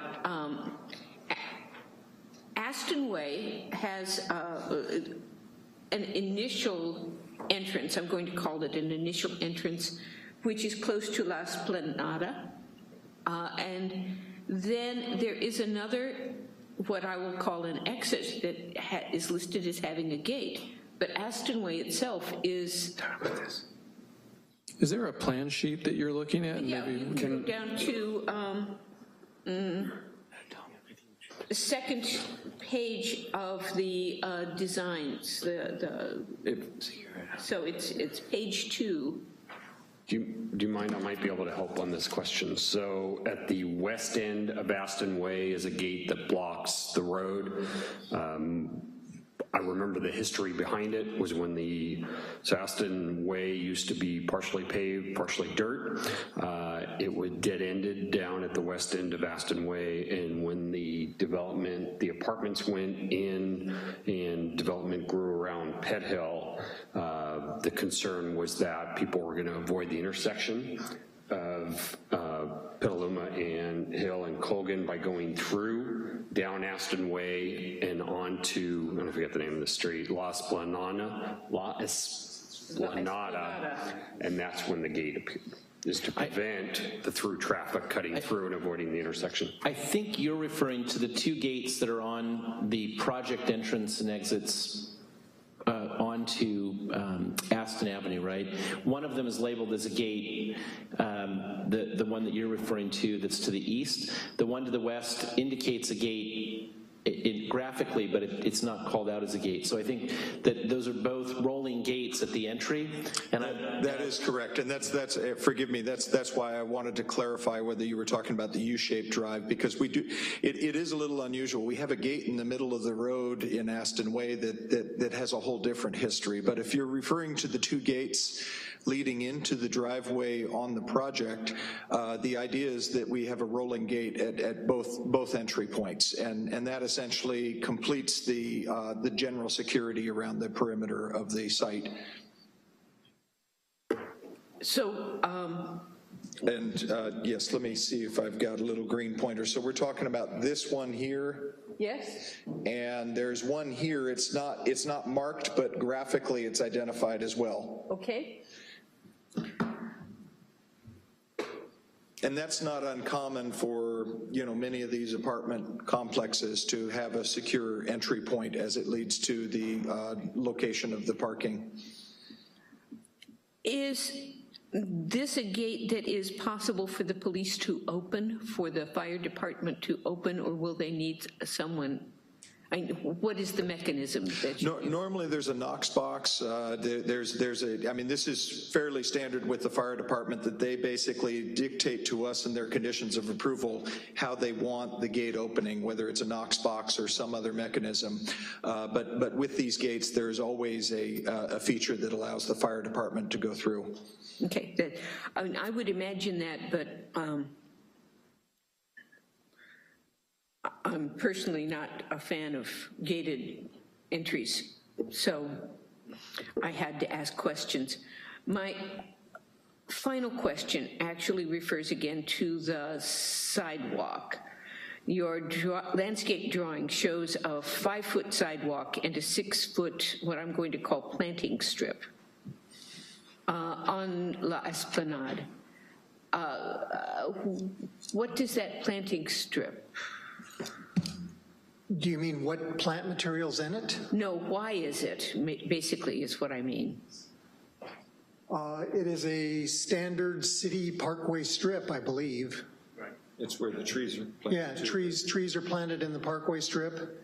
That would be your normal part of the cross-section of the road. Okay, so what I can't tell is how that continues around onto Aston Way. It doesn't. It becomes a contiguous sidewalk as it wraps the corner. Okay.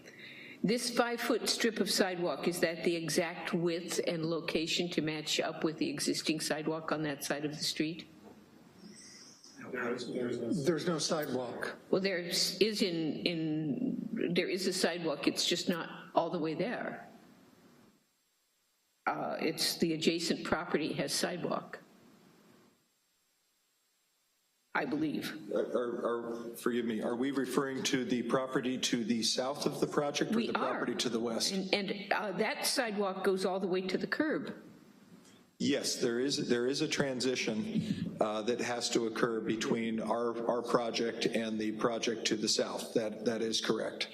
The project to the south does not have a standard sidewalk in terms of the current city standards, and so we need to make a transition between the two. Okay. The sidewalk that Don just referred to on La Esplanade is one of the city standards, and I certainly heard your concerns with the previous applicant, and the one thing I would comment on here is with that landscape strip, the street lights, the trees, some of the other apparatus that end up in the sidewalks, because I totally agree with you, when those are in the 5-foot sidewalk, you basically are left with 2.5 or 3 feet. Those would all go in the landscape strip, either forward or aft, in which case the 5-foot sidewalk then doesn't get interrupted by those elements. And I appreciate that. I've noticed entirely too many people unable to push a stroller. And in the previous project, it was unable to use an assisted mobility device of any sort. Yeah, no, I think your comments there were very valid. Okay, so those were my 2 basic questions. Thank you. Great. Warren? Yeah, great project. I just had one quick question. I know that you've got 28 units and ground floor accessibility would be afforded to like 3 of them.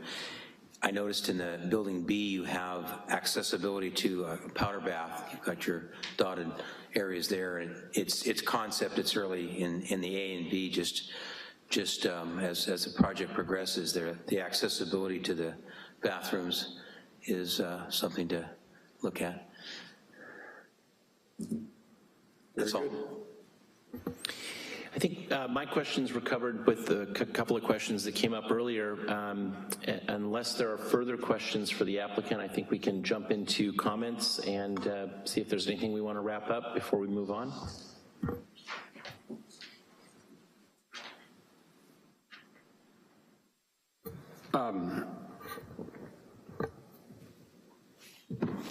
Yeah, I mean, I'm supportive of the project.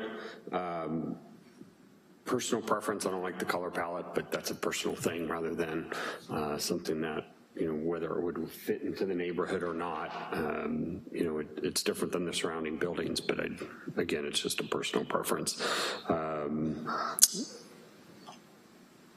my my other suggestion would be on the north side of the project where you have in the landscape design some trees. I think there's three large trees, and I didn't capture which type of trees would be planted there, though I recommend planting more mature trees so that way it would be a little more aesthetic to the neighbors there on the north side. So rather than young ones and waiting for years for them to develop. Other than that, those are my only comments. Thank you. Scott. Yeah, I'm also very supportive of the project. Just a couple of minor comments. I'll comment on the color palette since it's been mentioned. I totally agree with the difference in hues and using those to and changing colors to accentuate the architecture. I think the colors that are shown are a little bit Havana to me, you know, and I do not know that they play well with the area. So I'll kind of leave it at that. I know it's early in the design, and so I want to compliment the use of colors because I think that's necessary, and I'm sure with different hues you can figure it out. The only other comment I would make is in regard to parking in the garages. It sounds like it's going to be held for investment, which is great. I always worry about when the investment is sold to someone else. We all know in our fabulous United States of America, we never park in our garages, and we always stack it full of goods. And so I'm wondering if you could address that potential issue with your tenants not parking in their garages and possibly parking out on the street by providing windows in the garages so that you could check up on them.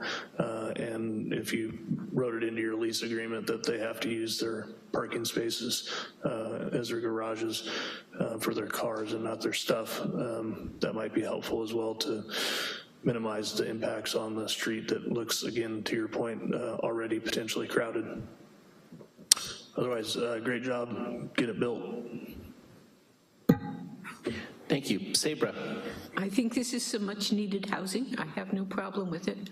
I would have been happy had you considered doing a little more density, but I recognize the size of the lot kind of precludes that.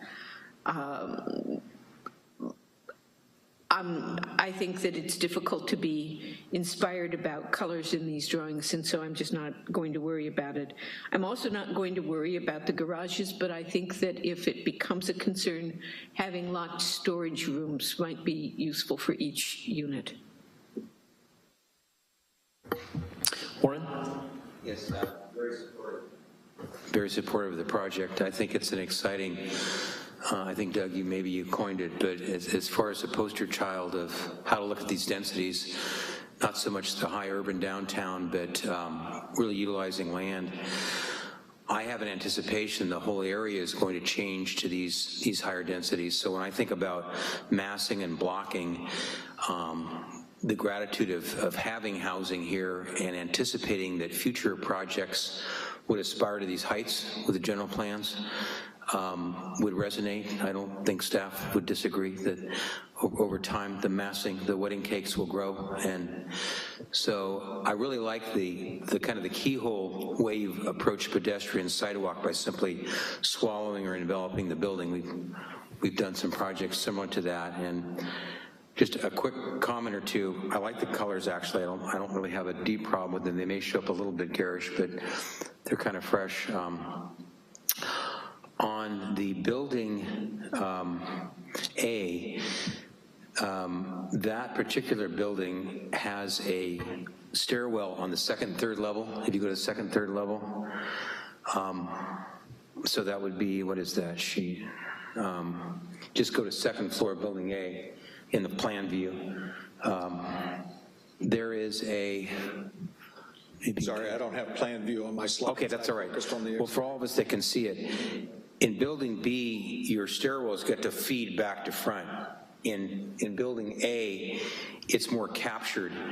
And the idea of it, the roofs being flat and open is great.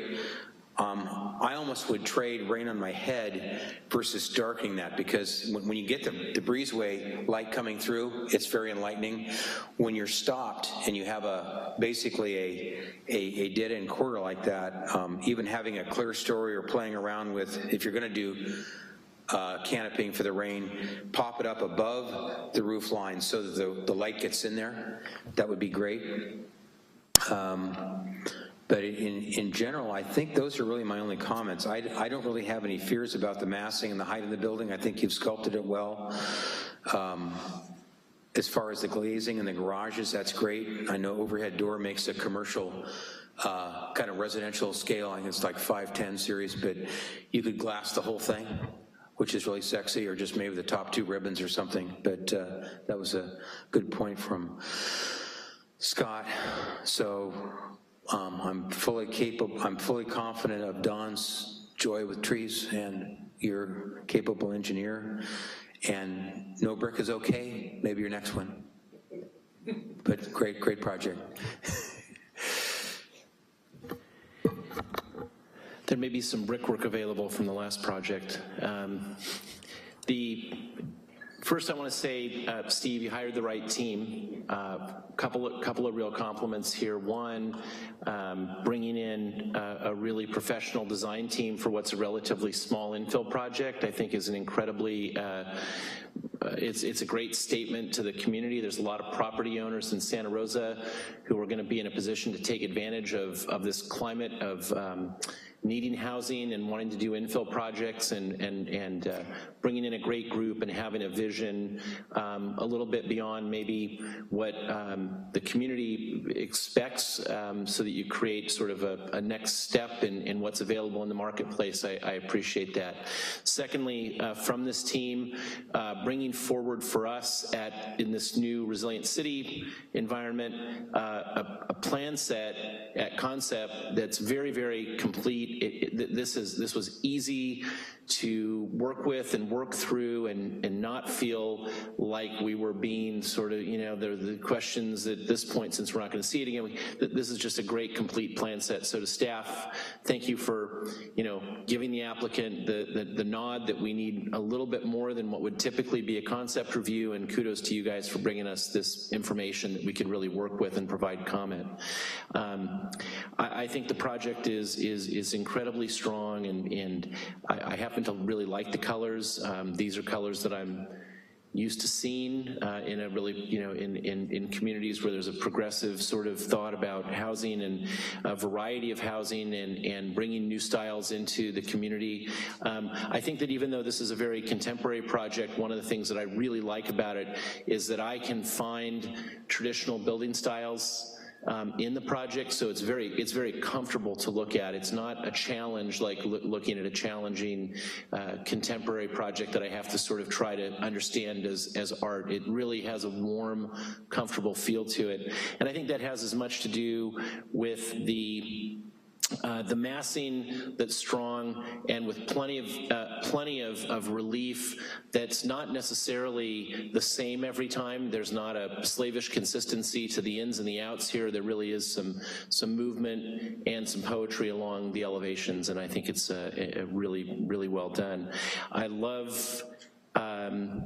love the parking, essentially it's sort of an at-grade podium. The parking disappears from the street. You've done everything you can to really address the part of the context of the neighborhood that you understand right now, and I think it just makes for a really good, a really nice, it's gonna be a great addition to the corner. I think the residents across the street are going to really appreciate having eyeballs on the street, and other residents. I think there's going to be a very warm feel to having 28 new neighbors, and this project is open to the street and addresses the neighbors in a really nice way. So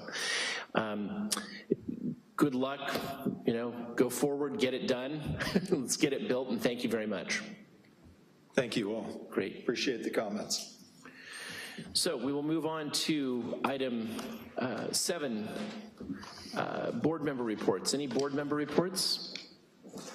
I have no reports, but there was a wonderful European article called Bringing the Loud, which is generally on exploring architecture. Warren, can we get you to hit the microphone? Oh, sorry. I just want to mention that I came across this wonderful British article by John Marks about Dreaming Aloud, but it's all about social equity, architecture, culture in the city, and I thought it would be politically correct, or at least tolerant of me to let you read this. It won't taint or pollute you. It should inspire you, and that was my thought. Thank you, Warren. And department reports. Bill, anything? All right, and with that, item 9, we're adjourned. Okay.